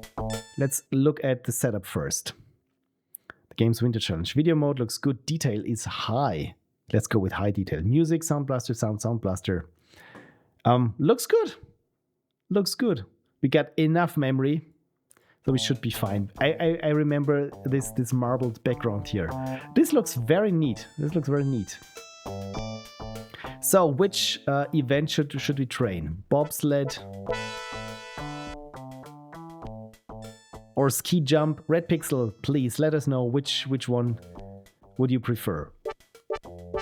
I've played this, but never owned it, which means most of the time I just failed and then looked at my friend who I was visiting back then, just finished the event. Okay, don't really remember them. I mean, biathlon sounds nice. The biathlon is a combination of cross-country skiing and target shooting. The sport has evolved from two of the first uses of ski, travel and warfare. Okay, skating was annoying, I remember. Isn't it always? Also from the Winter Games on the Commodore. It was just drawn out, and essentially my skater was always, most of the time, just sitting on her ass. Okay, then let's train biathlon. Ooh, flag. Country Austria. Yeah, that's not the Austrian flag. Event ski jumping. Then enter the ticket number. Okay, align the code wheel. Oh, there we go. Flag, country, and I say 2. The ticket number is incorrect. Oh dear. Really? Okay. I didn't expect a copy protection check. Let's see if there's a code wheel. Media, view manual. Let's hope for the best. Oh dear. Apparently it is copy protected. Is there per any chance a code wheel somewhere? Or a hint for us? Okay, apparently not in this PDF. What else can we find? File management, open game folder. Maybe there is something in there. Extras, alternate launcher, interactive code wheel. Look at this. Look at this. They got us covered. Oh, I love this. Thank you, whoever made this. Okay, flag is France, country is Austria, and ski jumping. So flag is... Okay, let's go with the back, middle, or front. Oh, this is so fun. So France, which one was France? I think it must be this one. So then middle is Austria. And as front we had the... No, why is it? Okay, it's a little bit... I always have to click front. Then it was ski jumping, right? So there we go. There we go. Austria, ski jumping, and France. And Stockholm. Stockholm. Where is Stockholm? There we go. 2283. 2283. I love this. Isn't this fun? There we go. Haha. I hope it's loading. There we go. Okay. Wow, nice music.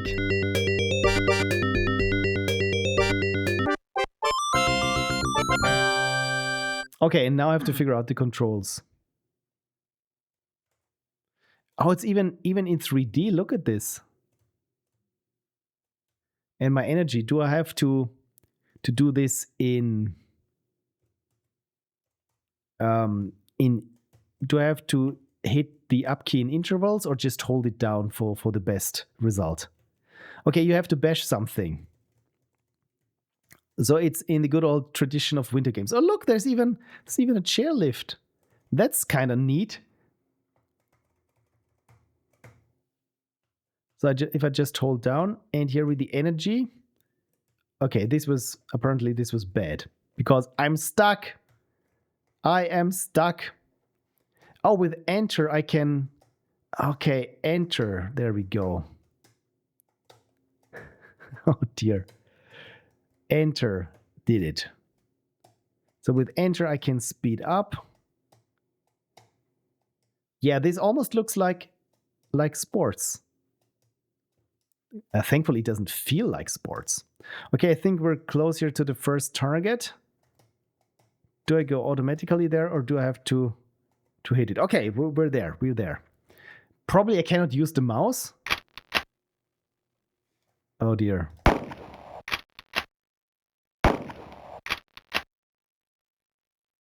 Wow, that's jumpy. Pretty cool. Oh dear. At least no penalty. Oh, well, 30 seconds penalty.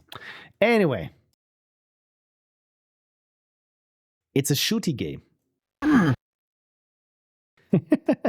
With grunting. This is how it's supposed to be. Good. I figured as much. Otherwise, it would be too easy. On the Commodore 64 version, your crosshair would go from top to bottom. It just would go down, and depending on your pulse, it would go faster. But still, once you figured out the speed, you were pretty much guaranteed to hit. And I mean, here you have it in 2 different dimensions, which is somewhat different and difficult. So there we go. Hopefully I can do this a little bit better.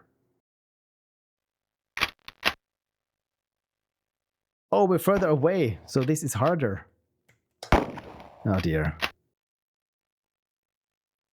What is happening? Come on, get back there.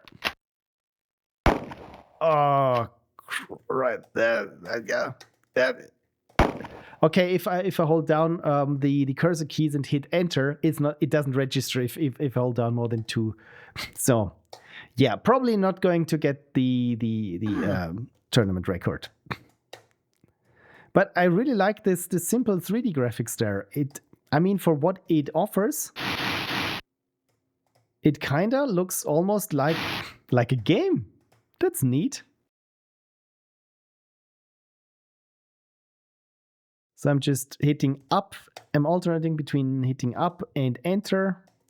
And Ston says the gold medal goes to somebody. Yeah, not probably, definitely.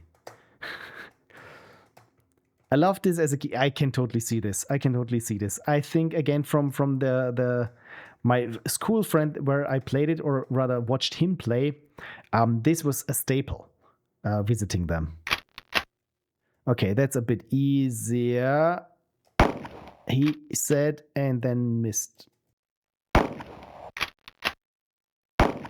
Or shouldn't I even try the cursor keys and just see what the reticule is doing? Probably not. I need to use the... Okay, not hitting up and left, but alternating between going left and up. Okay, this I can work with.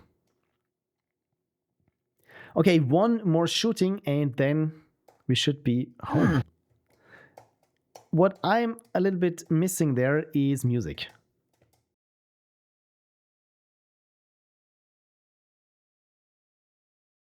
I loved it. And Kersey says, I approve of Kersey keys. Kersey keys. I've never realized it, but yeah, it's indeed. I'm pushing Kersey keys. Okay, and Red Pixel says, I think there was music. So then it may be me. If I hit M, did I just turn off the music or tab or something? I mean, there was music at the beginning, for sure. Look at us. I don't think that's too shabby. It's just the shooty bits that I'm not too good at. Okay, let's try this for real then. Okay, left up. Could be worse. There we go. Ha! Bullseye!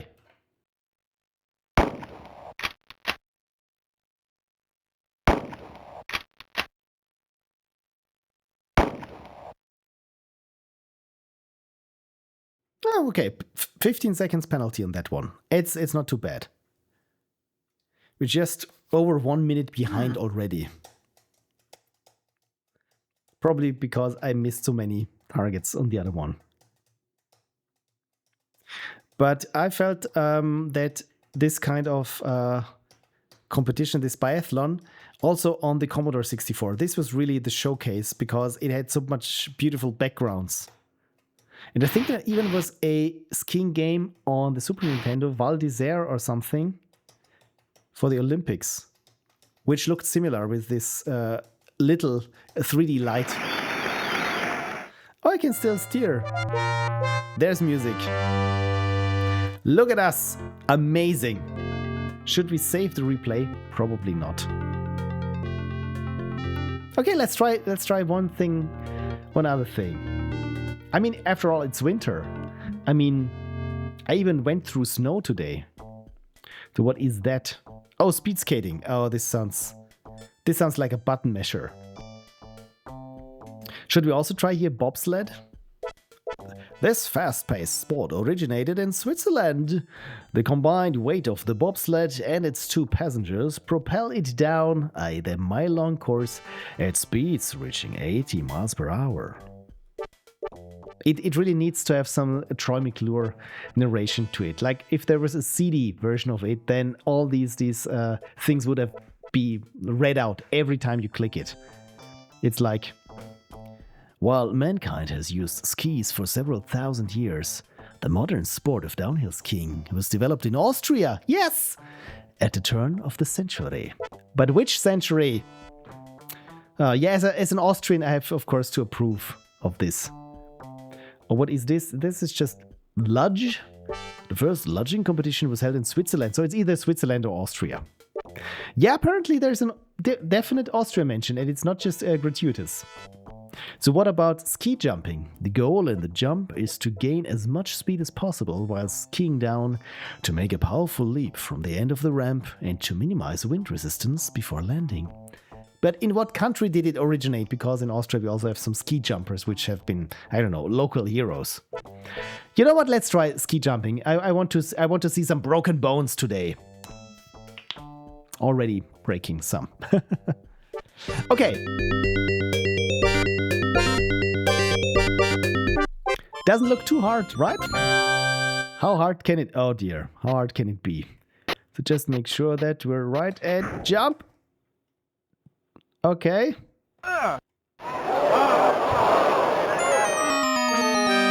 That was not good. That was not good. Let's try this again. Oh, now I got a different jumpsuit. That's good to hit space or enter. And I don't even know how to steer this. You also need to press for landing. Good to know. Okay. Because this time I did not jump. I did not hit enter to jump. Should I hit space or enter? I think enter worked last time. So enter. And then enter. Maybe too late? I mean, at least we survived. Okay. Yellow person. You can do this, yellow person. I will try now with space. No. That's hard. Let's try enter again. Okay, red one. You can do it. I think we went through all the power ranges. Huh. Enter probably. Okay, earlier. Then I just hold enter perhaps. Because here I feel like good on the ramp. Yes! Holding enter. Thank you, Pixel. Now, of course, I have to do the same thing here with a red person, because you red pixel. Okay. Yes.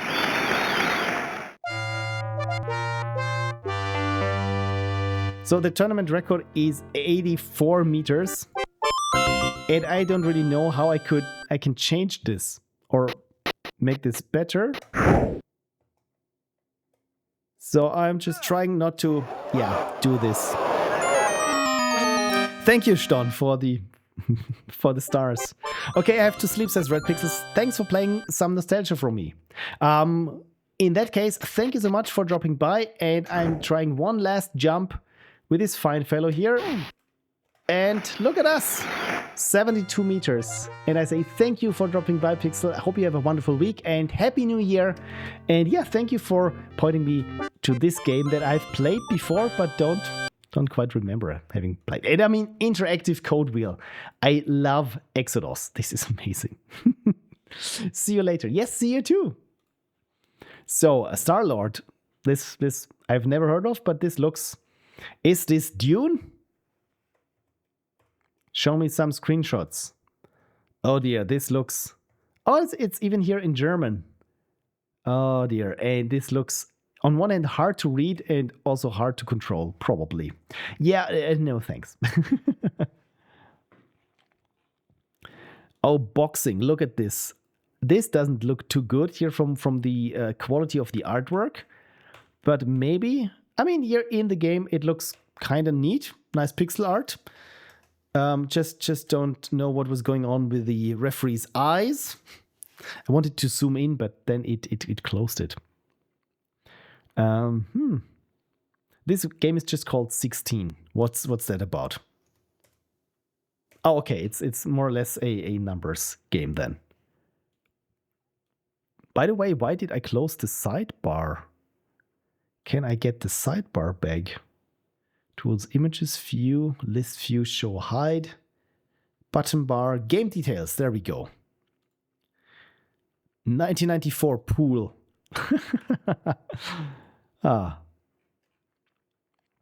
Okay, so I will just scroll around and see if something catches my Dracula. What is Dracula? Oh, okay. It's apparently a shooter. Bridge Deluxe. Yeah, I'm not too good with card games, at least not bridge. What is Brocha Gorda? Or Brocha Gorda, a rare Spanish puzzle arcade in CGA. You know what? I want to play something that is at least EGA, preferably VGA, and easy to get into and hard to master. And as always, like I did as a kid, I will just go by cover and see if the cover looks nice. Oh, look at this Disney Animation Studio. I would have loved this as a kid, probably. I loved Mario Paint, and I even had the Looney Tunes game. I think this was called Acme Animation Factory. Oh, DuckTales, The Quest for Gold. I have played this extensively as a kid, and the graphics were very nice. But yeah, the gameplay was not too good. Donkey Kong, interesting. Doom, what a weird name for a game. Never heard of it. Earthworm Jim, or you know what? I recently listened to the DOS Game Club podcast, and they played a game that was called Halloween Harry, and also known as Alien Carnage. And you know what? Let's play this game. I should have played it for the DOS Jam, not the Jam, the DOS Game Club, but I did not. And from the podcast, it sounded kind of like fun, so maybe I should try it. Does this have the game Empire? You mean you want? Let's close this. You mean Empire? It got a lot of Empire games. Galactic Empire, Fantasy Empires, Rebel Assault, Civilization. There we go. Empire Deluxe. This one, you mean? Does this look similar? Because this has strong Civilization vibes. Or Empire 2, which looks similar. Okay, 1977 turn-based war game by Walter Bright. Oh, in that case, yes, apparently. But this looks like from 1985, it says. But by Brymo Software, written by Walter Bright. Never heard of this, but apparently it has it. That's kind of neat. Should we try it? I mean, from the rating, I don't expect much of it. So it says, Empire is a turn-based strategy game. Originally conceived as a board game, the game was too complex and found new life as a computer game. The game plays on a 60 by 100 map. Players use their armies to try to conquer all of the tiles in play. Armies are produced in cities, which are then used to conquer additional cities. Originally developed for the PDP-10 mainframe, the game was later ported to the Heathkit H11 and IBM PC Junior, after which it was picked up by a publisher and received a graphical overhaul as Empire Wargame of the Century. So essentially, is this Empire Wargame of the Century, or are we playing here Empire Wargame of the Century? I mean, should we try it? Okay, Kirsty says, I haven't played it. It might be more influential than amazing on its own. I don't know. I mean, it looks like... It looks like it started something, but it also looks like a little bit like Rogue. And let's say it might be a bit too hard to get into for a quick round. But I've never heard of this before. But I mean, apparently it's influential because you just mentioned it. And yeah, Facing the Empire by Peter J. Maida. That name sounds made up. Oh dear, also this does not look like fun. Okay, DOS Game Club covered it. Really? I do not remember this at all. Thank you for reminding me, but no idea. Never played this before. Oh, this is Wargame of the Century. So this is the follow-up, or essentially the overhauled version of it. Which looks a little bit better, by Walter Bright and Mark Baldwin. Looks a little bit better, but still... Does it really have here a CGA title screen, but the game is in EGA, or am I getting things wrong here? Empire of the Overmind.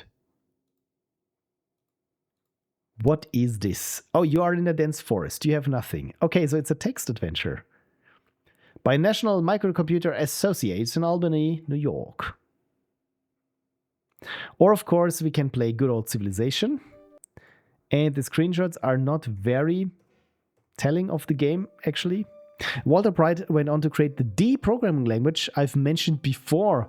That is the thing with these early games, because when you start to follow certain people, they tend to pop up everywhere.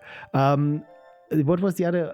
Will Crowther from the first adventure, the Colossal Cave adventure, I think, or... Am I? I think I'm mixing up names here. But yeah, one of these early game persons also started popping up later. Again, it's kind of interesting that they did something like the D programming language. Okay, what is Galactic Empire? Oh, this looks a bit more like an action game. An intergalactic thriller. The paperwork says you're a war correspondent, but writing stories won't cut it on this mission. The Empire inspects results, and that means using your SurSec training to stop the civil war that ravages the ether system. Okay, a galactic thriller of relentless action and bone-chilling intrigue. Okay. Bone-chilling intrigue. Or what is Galaxy? Okay, this looks... You know what? Let's try bone-chilling intrigue. Let's try this to top things off for today and see what Galactic Empire is. Okay, video card, VGA, Microsoft compatible mouse. Yes, that is correct. Sounds with interface, intersound, MDO. Well, I do not have the intersound. Oh, look at this. It even comes in German, English, Italiano, and Espanol. Let's keep it at C English.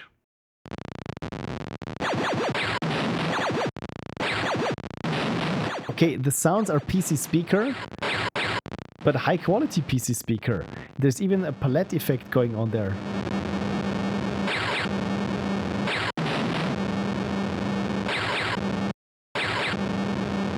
This must be a French game, because there is so much emphasis on presentation.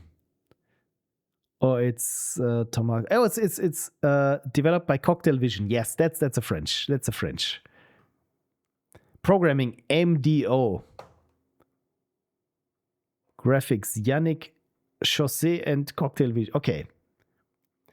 Music Moby, apparently. I mean, look at all these fading effects. This is definitely year 1158. Galactic Sector, either a small world lost at the border. Galactic Empire has been. Please, could have you made this window a little bit bigger or the text a little bit slower? Anyway, yeah, yada yada yada. Do something. Consult the color chart in the box. Not again. Oh dear. Well, let's consult the color chart in the box then.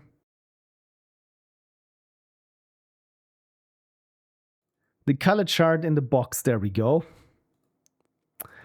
And our color is C294. C2, how does this work? How does this work?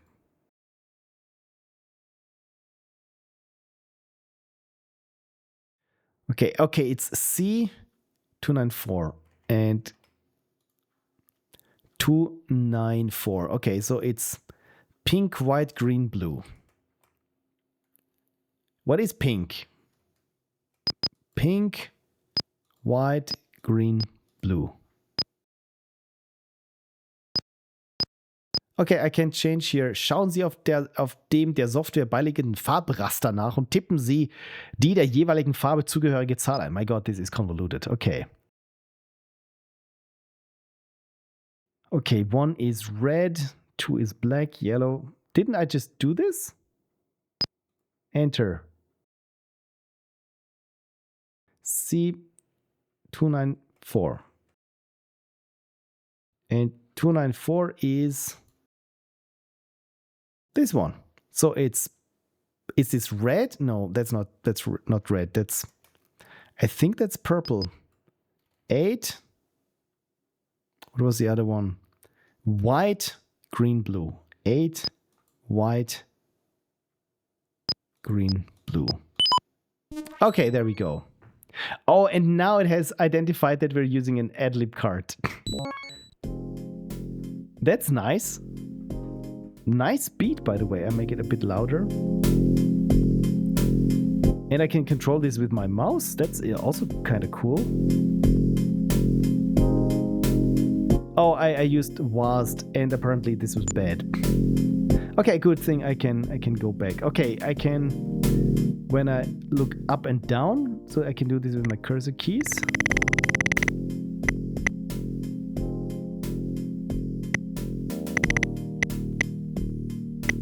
Okay, when I click, something happens. Okay, right click switches the mouse look, and right click again has me here this graticule. Item out of range.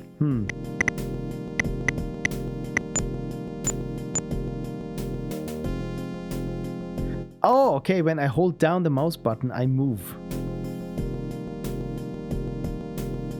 Okay, oh no. Apparently there is something that I cannot get into. Oh, it's already very thrilling. Prohibited zone. Okay, I'm sorry.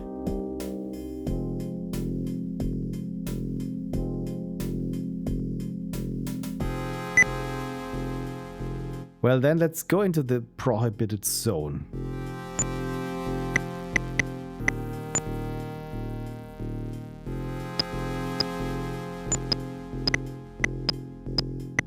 Okay, Ethereum citizen. Apparently I'm being attacked, but I'm not sure. Prohibited zone. So yeah, Kersey says odd game. Yeah, I feel like this is with many French games. the case. But you feel like you have no idea what is going on. You really need the manual. And even if you have the manual, the gameplay is most of the time under developed, but the presentation is kind of nice. I mean, I have to give you that. I just don't know what I should be doing. What am I doing? And the game does really not a good job at helping me.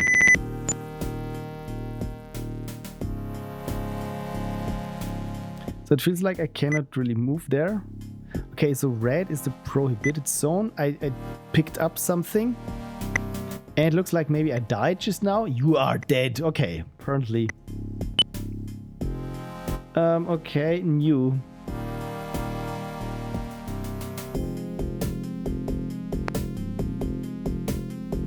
Ston says, no idea what's going on or what we're doing. Sounds like the perfect simulation of life. Indeed.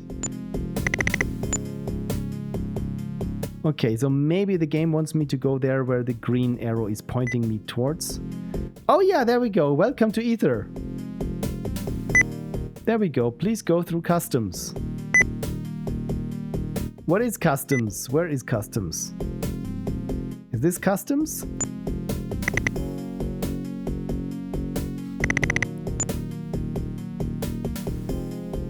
This might be customs. Okay, this looks to be, these red things looks like they are some sort of fences. What's with you? Police? Soldier. Okay, the soldier apparently is attacking me. I'm sorry, soldier. I don't know how to... Yeah. You are dead. We got a little bit further, but the soldier is still apparently attacking me. Weird game, indeed. But the music is nice, isn't it?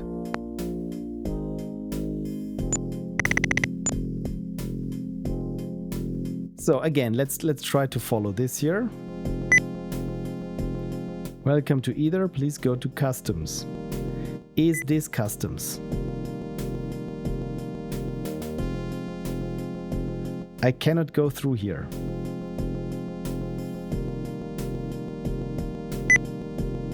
I also cannot go through here.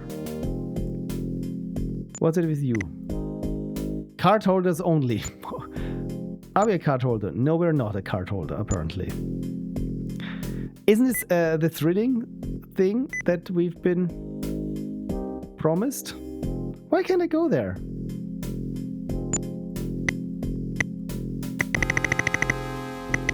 I can try to click things, but it's not really... Oh, apparently you're now at customs. Please go in. Okay. Access authorized. Yeah, but it's not... I cannot go in. I'm just taking damage there when I'm trying to move.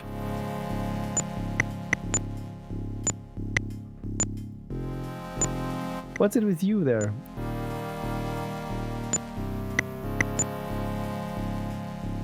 Okay, now I could go there. What's here? Warning, prohibited zone. Oh dear. Okay, is this... Oh, and there is the soldier again.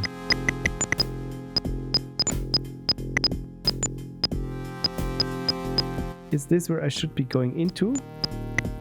Apparently, customs officer. My god. Okay, so this is a first-person game, but it looks like a driving simulation.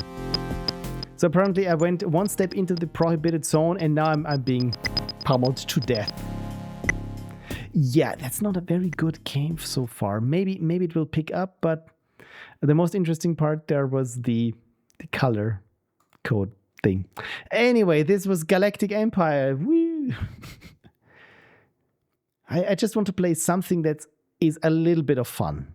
Just something that is fun. Angst! Is Angst fun? It looks like a first-person shooter then. And I'm already getting a little bit seasick. Try that Alien one. Oh yes, thank you. What was it called? Alien Carnage? Alien Carnage. Thank you, I almost forgot about this.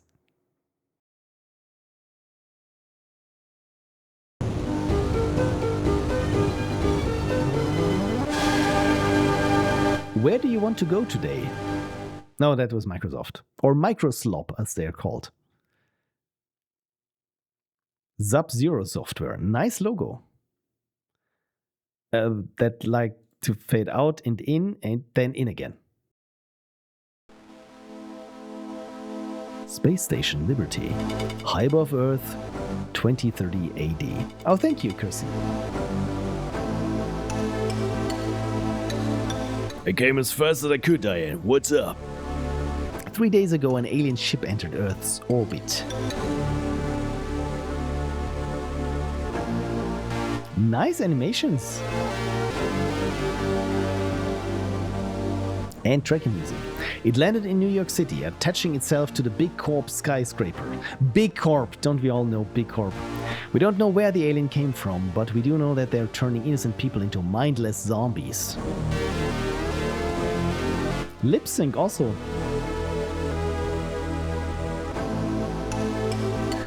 Okay. We believe that they plan to use Earth people as slaves in the quest to take over the galaxy. As you do? Okay, pictured people becoming zombie slaves. Good to know. So then we should probably take care of them. Here's a transmission that we received from their leader. Okay, so at least we're getting emails. Greetings, Earth scum. You have 24 hours to turn control of the planet over to me, or I will begin turning my hostages into brain-dead killer zombies. Brain-dead killer zombies. What a diabolical plan! We sent some operatives in to rescue the hostages and destroy the alien ship. And yeah, the alien leader. But they failed. What happened to them? We can only guess. They've probably been turned into slubbering, mindless zombies by now. Those fiends! The radiation level is too high to maintain constant radio contact. Radiation? Radio. But I can make occasional contact via infodisc signal boosters left behind by previous agents. After you rescue all the hostages, make your way to the elevator that's located on each level. Okay, rescue hostages, go to the elevator. Any questions? What weapons do I have? You'll have your flamethrower and some heat-seeking missiles initially. But there are a number of personal offensive weapons dispensers throughout the area. Personal offensive weapons, that's so American. You'll be able to gain access to micronukes, thermogrenades, photon blasters, micronukes, and the awesome Omega. Oh, she's grinning. She loves the Omega. Sounds righteous, Diane. Harry, the future of the free world depends upon you. Good luck. I'll do my best. Is his head the planet Earth? Okay, Alien Carnage. There we go. I hope. You don't have POWs in Austria? Apparently we don't.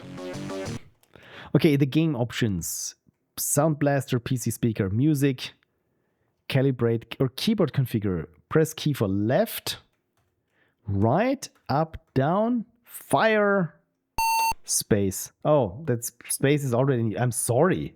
Then it's control. Thrust, shift. Okay, so I think this should be possible. So then let's play the game. I guess.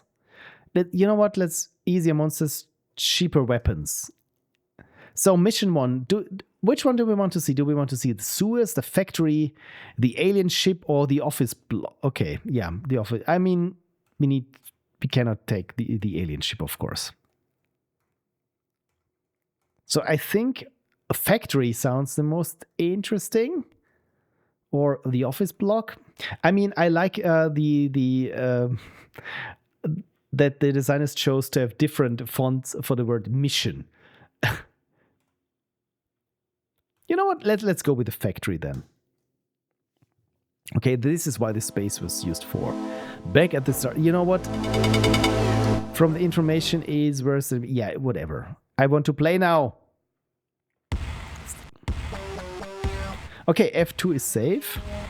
Good to know. Good to know. Harry, beware of the robo-orbs. They're deadly and indestructible.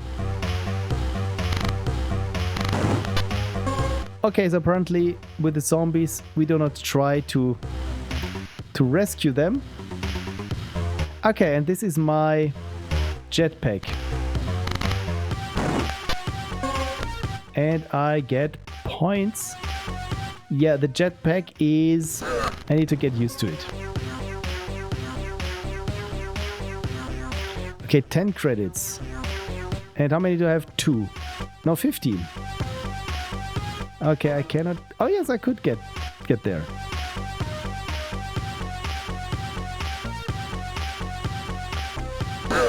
Oh, what's with that? That's weird.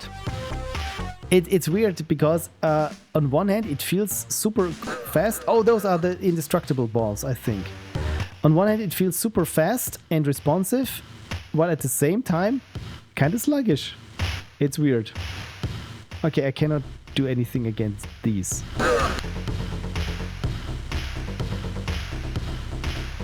Apparently I need the yellow keycard there. Okay, didn't know that this was a platform. Oh, there's money. And an ooze. And I could drop from there. Okay, good. Good to know that... Oh no! Oh, I'm dead! Oh dear. Okay, this is not easy. Not that easy. Maybe I should try a different route.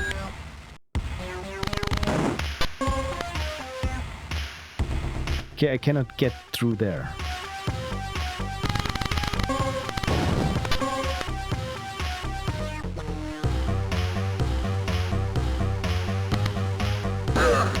I mean, these flying zombies, they kind of look fun. So the only thing that I didn't understand is where my health was. Oh, no, the enemies respawn. Okay, this is... Oh, there's... Look at this. There's a hidden secret. Okay, how much damage do you take, my friend?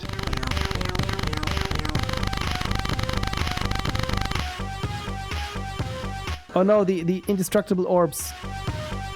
They also found me. Oh no! And these enemies respawned. So how can I purchase here? Hitting up doesn't do anything. So essentially I should just grind then. Okay, I can't get through here anyway. Okay, so the enemies only drop coins the first time around. So, and I need to make sure that I lure this indestructible zombie away, while also not getting into much contact with these zombie balls or whatever this is. Yeah, not doing too well here.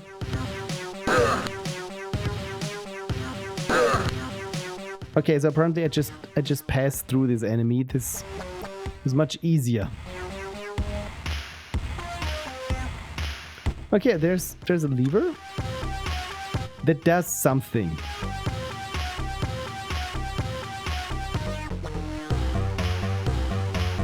Chris says, I like flamethrower as a weapon though. Yeah, I mean, usually the flamethrower is the last weapon that you get. I don't know what I did, but apparently it wasn't too bad. Okay, I'm almost dead again. This game is hard.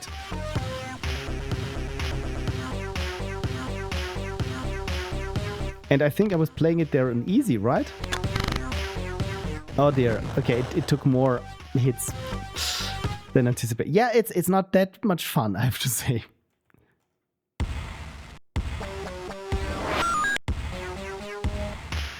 Okay, let's try this again.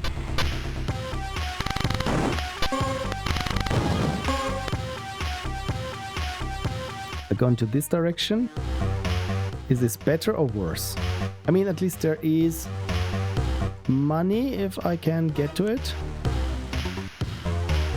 So I think I get 40 credits now. How can I spend the credits?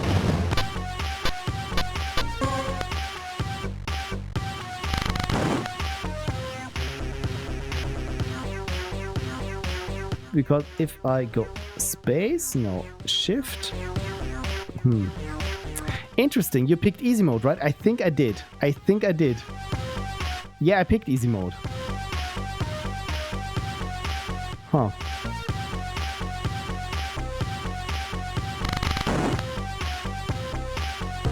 So yeah, I can't imagine how this game is on hard mode, really. Also, as in the podcast, I think Florian said, the game would have definitely benefited from having a jump button, because you always have here to float up. It really feels a bit stiff.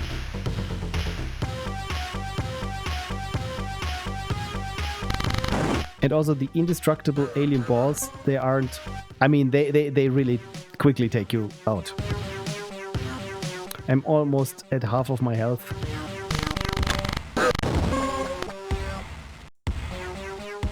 Okay, I think I pulled that lever.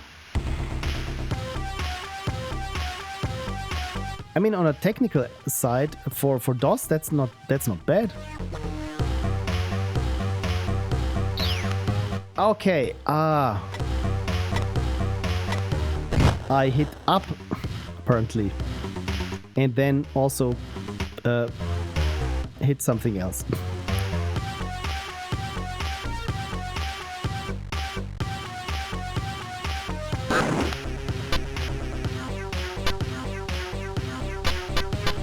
Oh dear. Yeah, again, I'm almost dead, and these flying enemies, but didn't I just make it through here?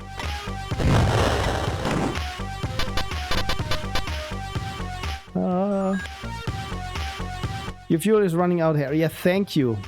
Okay, so...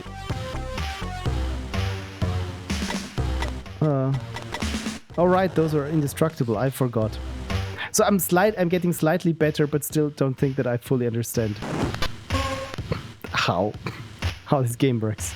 And also, even without the indestructible balls, it's hard.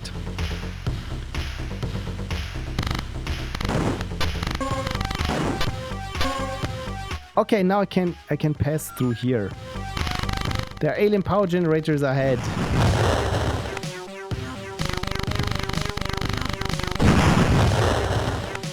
Okay, that I can take out. Probably shouldn't have been so close to the explosion.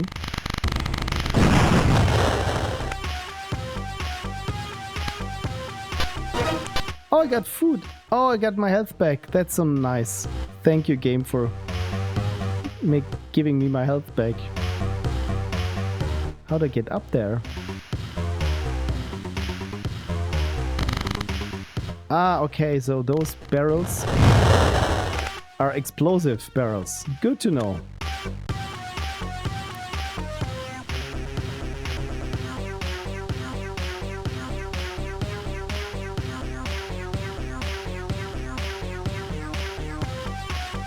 Okay, so I have no idea where the blue door is, because I pulled the lever there.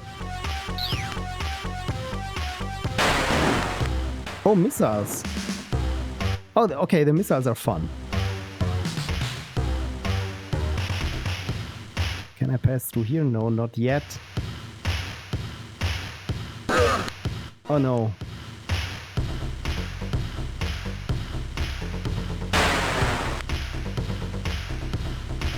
Okay, there's something there on the upper floor. Some zombies congregating. Okay, this could be dangerous. Okay, there's hostages. Okay, good. Oh. You need to find a hidden switch. Oh no, a hidden switch.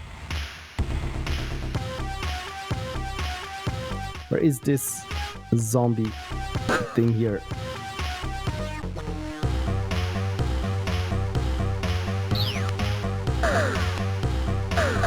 Okay, I like the variety in weapons. I have to say that this is kind of neat.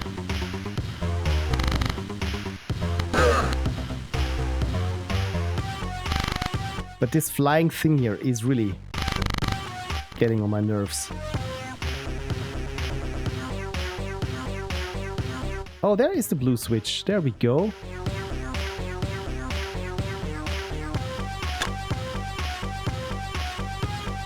Oh dear, I'm almost dead.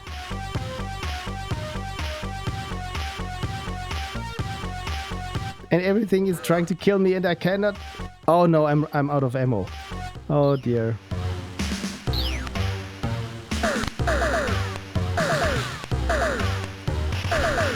Oh, yeah, it's kind of janky to steer. That's... I really have to say. Okay, and I cannot get through here. I'm back at the flamethrower without ammo. And now Windows tries to think that because I was using the shift key so much that I want to use sticky keys. So I cannot shoot, I cannot move anymore, and I'm not really having that much fun with the game. Oh dear. This game really needs a jump key. Indeed it does. I mean, even from watching you can see what I have to put up with. Okay, so apparently I can fly a little bit. Just not far. But I cannot shoot, and this is probably going to be the end of me. Okay, so there is the elevator apparently, which I need to get to.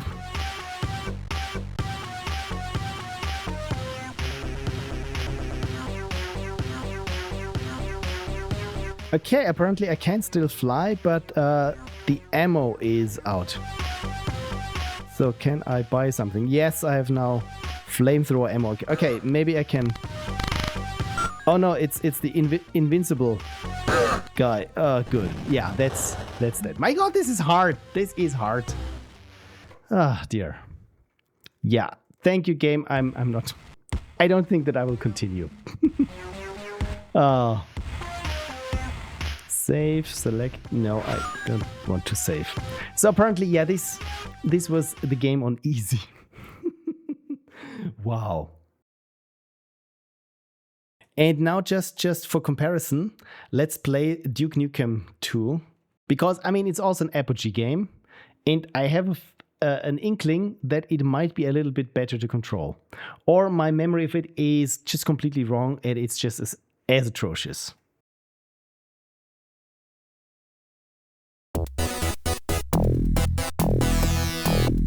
Okay, nice graphics. Let's start a new game. Move, select, back out. Okay. Let's go with easy. Oh, nice. The loading bar. Welcome to Duke Nukem. Okay, Duke Nukem has a jump key. And with Alt. Okay, apparently I took a hit. Everything explodes. I love this.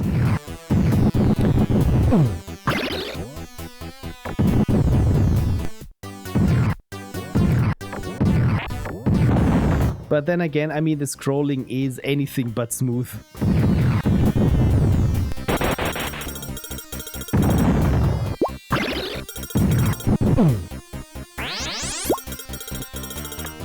Oh, the cafe in soda. Okay, up there is something is happening. Oh, I can even shoot up. That's neat.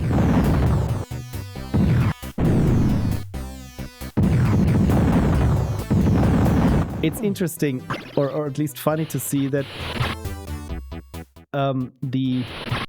how this game started to be what it is.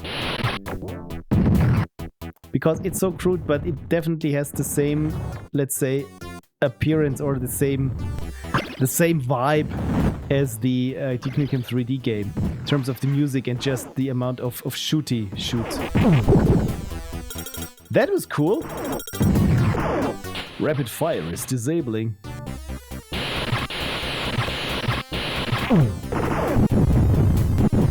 And everything explodes into pixels. Okay, I think I'm almost dead.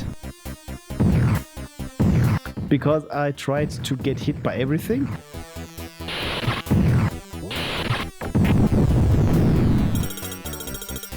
Sector secure.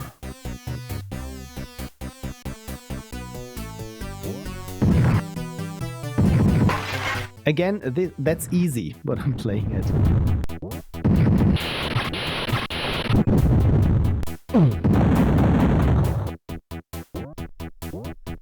And I think I'm very close to being dead because my health bar is just oh, okay, so the enemy there in the cell really grabs. But apparently this was a safe point, but still I have only 1 health bar left. Yeah, this is not going to cut it. Okay, let's see what's down there.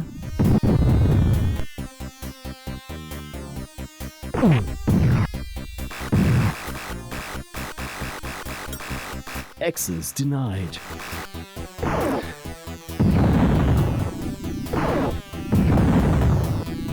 It's one of these where do I go games, right? Ah, damn it. There's even a radar, I just realized. It's also a little bit hard to understand what is foreground or what is background. But then again, I mean, we're looking at the EGA games here. And for EGA, that's pretty solid in terms of graphics. There's even parallax scrolling, as you can see there. That's kind of neat. So can I interact here with the computer? Apparently not. It just sucks that when I lose a life, apparently either it has stored that I saved it with just 1 health bar. Either that, or it only allows me. It allows me 1 health. Got the N, what is next?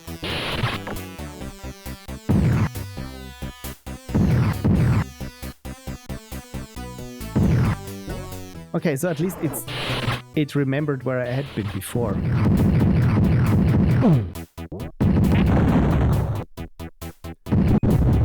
Okay, what I need now is some sort of health. A rocket launcher is very deadly. It is the strongest of any weapon.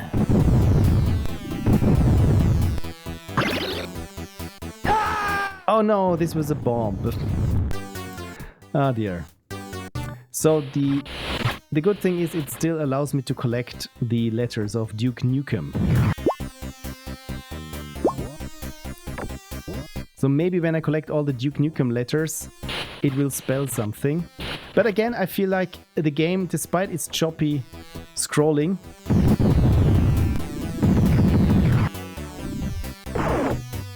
is still better than Halloween Harry, I'm afraid to say.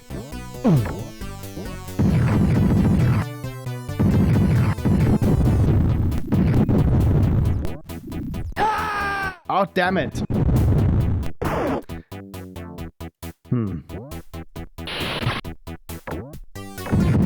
Let's try this direction then.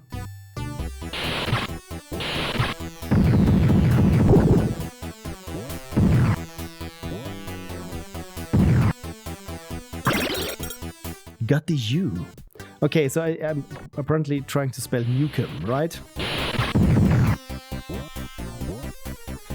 The weird part is, I think I'm getting familiar there with the level.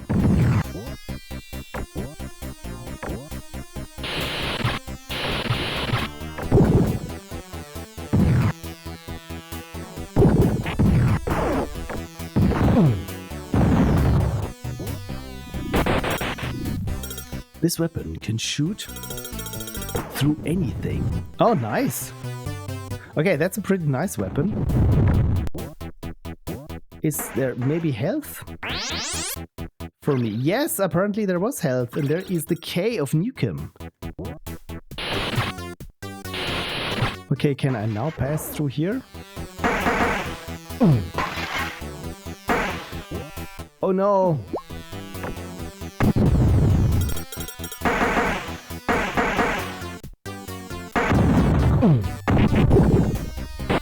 Yeah, there goes my health. I've wasted all my nice little health. And I still do not have the key card.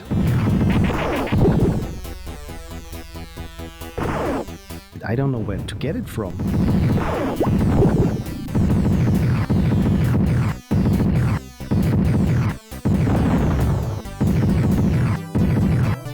only interaction there is shooting, so granted. Might not be the right thing that I'm doing, but still.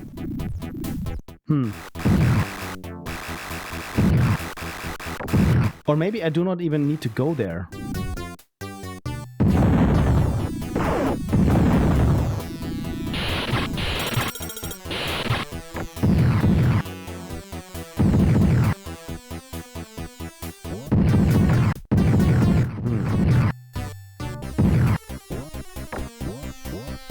Where do I go?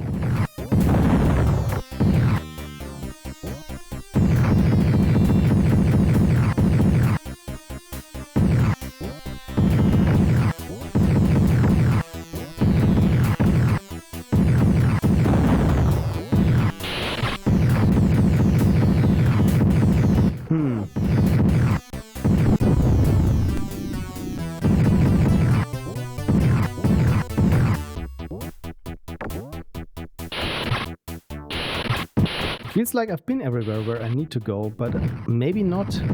I just saw an enemy. Oh no. Walked right into that one.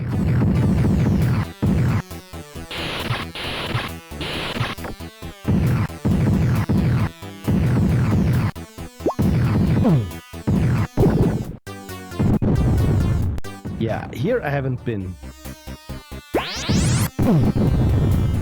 Duke escaped, it reads here. Use the card to turn off. Okay, so really it was on the last part that I hadn't visited in the level.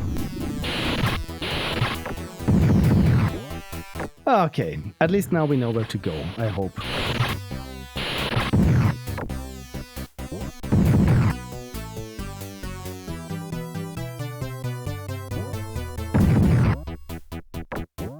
Okay, apparently it was not here. Ah.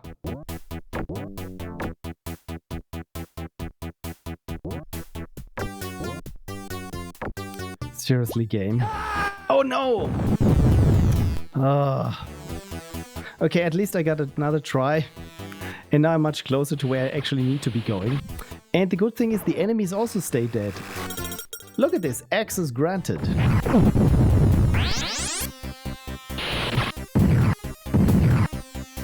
And I got, again, 1 health bar. Press up or down to use the turbo lift. Okay, apparently I need to go up.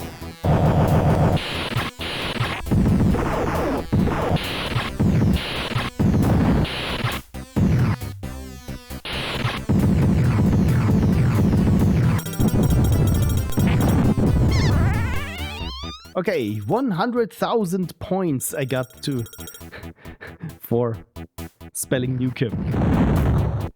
Okay, what's here? Okay, this is a teleporter. That's kind of cool. Oh no! And I walked just straight into the bomb.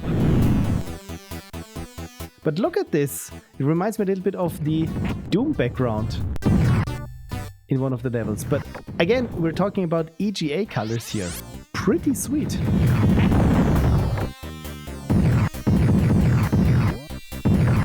Brain is ours.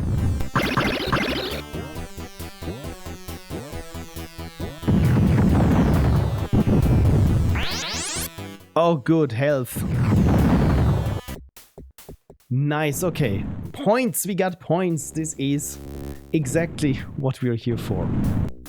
And secret bonus. Apparently, we even got that. You know what? This is actually pretty, I would say, not the best game, but again, for 8x8 pixel scrolling and just EGA colors, it's pretty good. It's pretty good.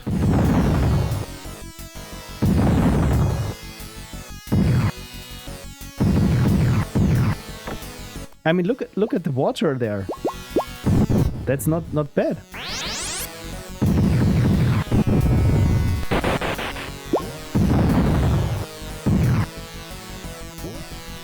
And also the music, kinda neat. So it looks like we need another card here.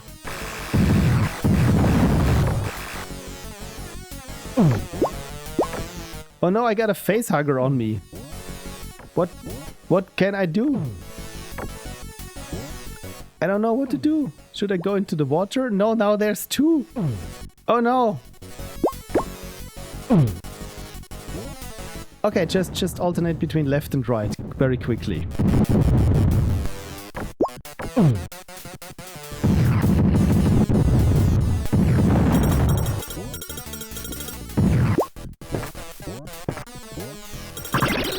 And we get points. Ah dear. Thank you, Kersey, for redeeming Unicorn. So, I've never played Duke Nukem 2 before. Just seen it. And like I said, the scrolling could be a little bit better in terms of pixel scrolling and not just tile scrolling. But I love that everything there is just explodes. And we got the key card for something.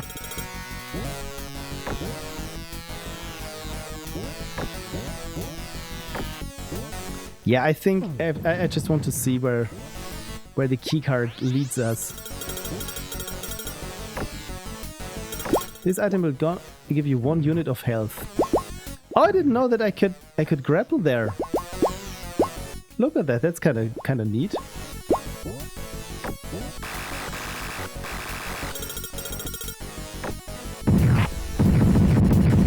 Okay, so I'm almost dead anyway, so.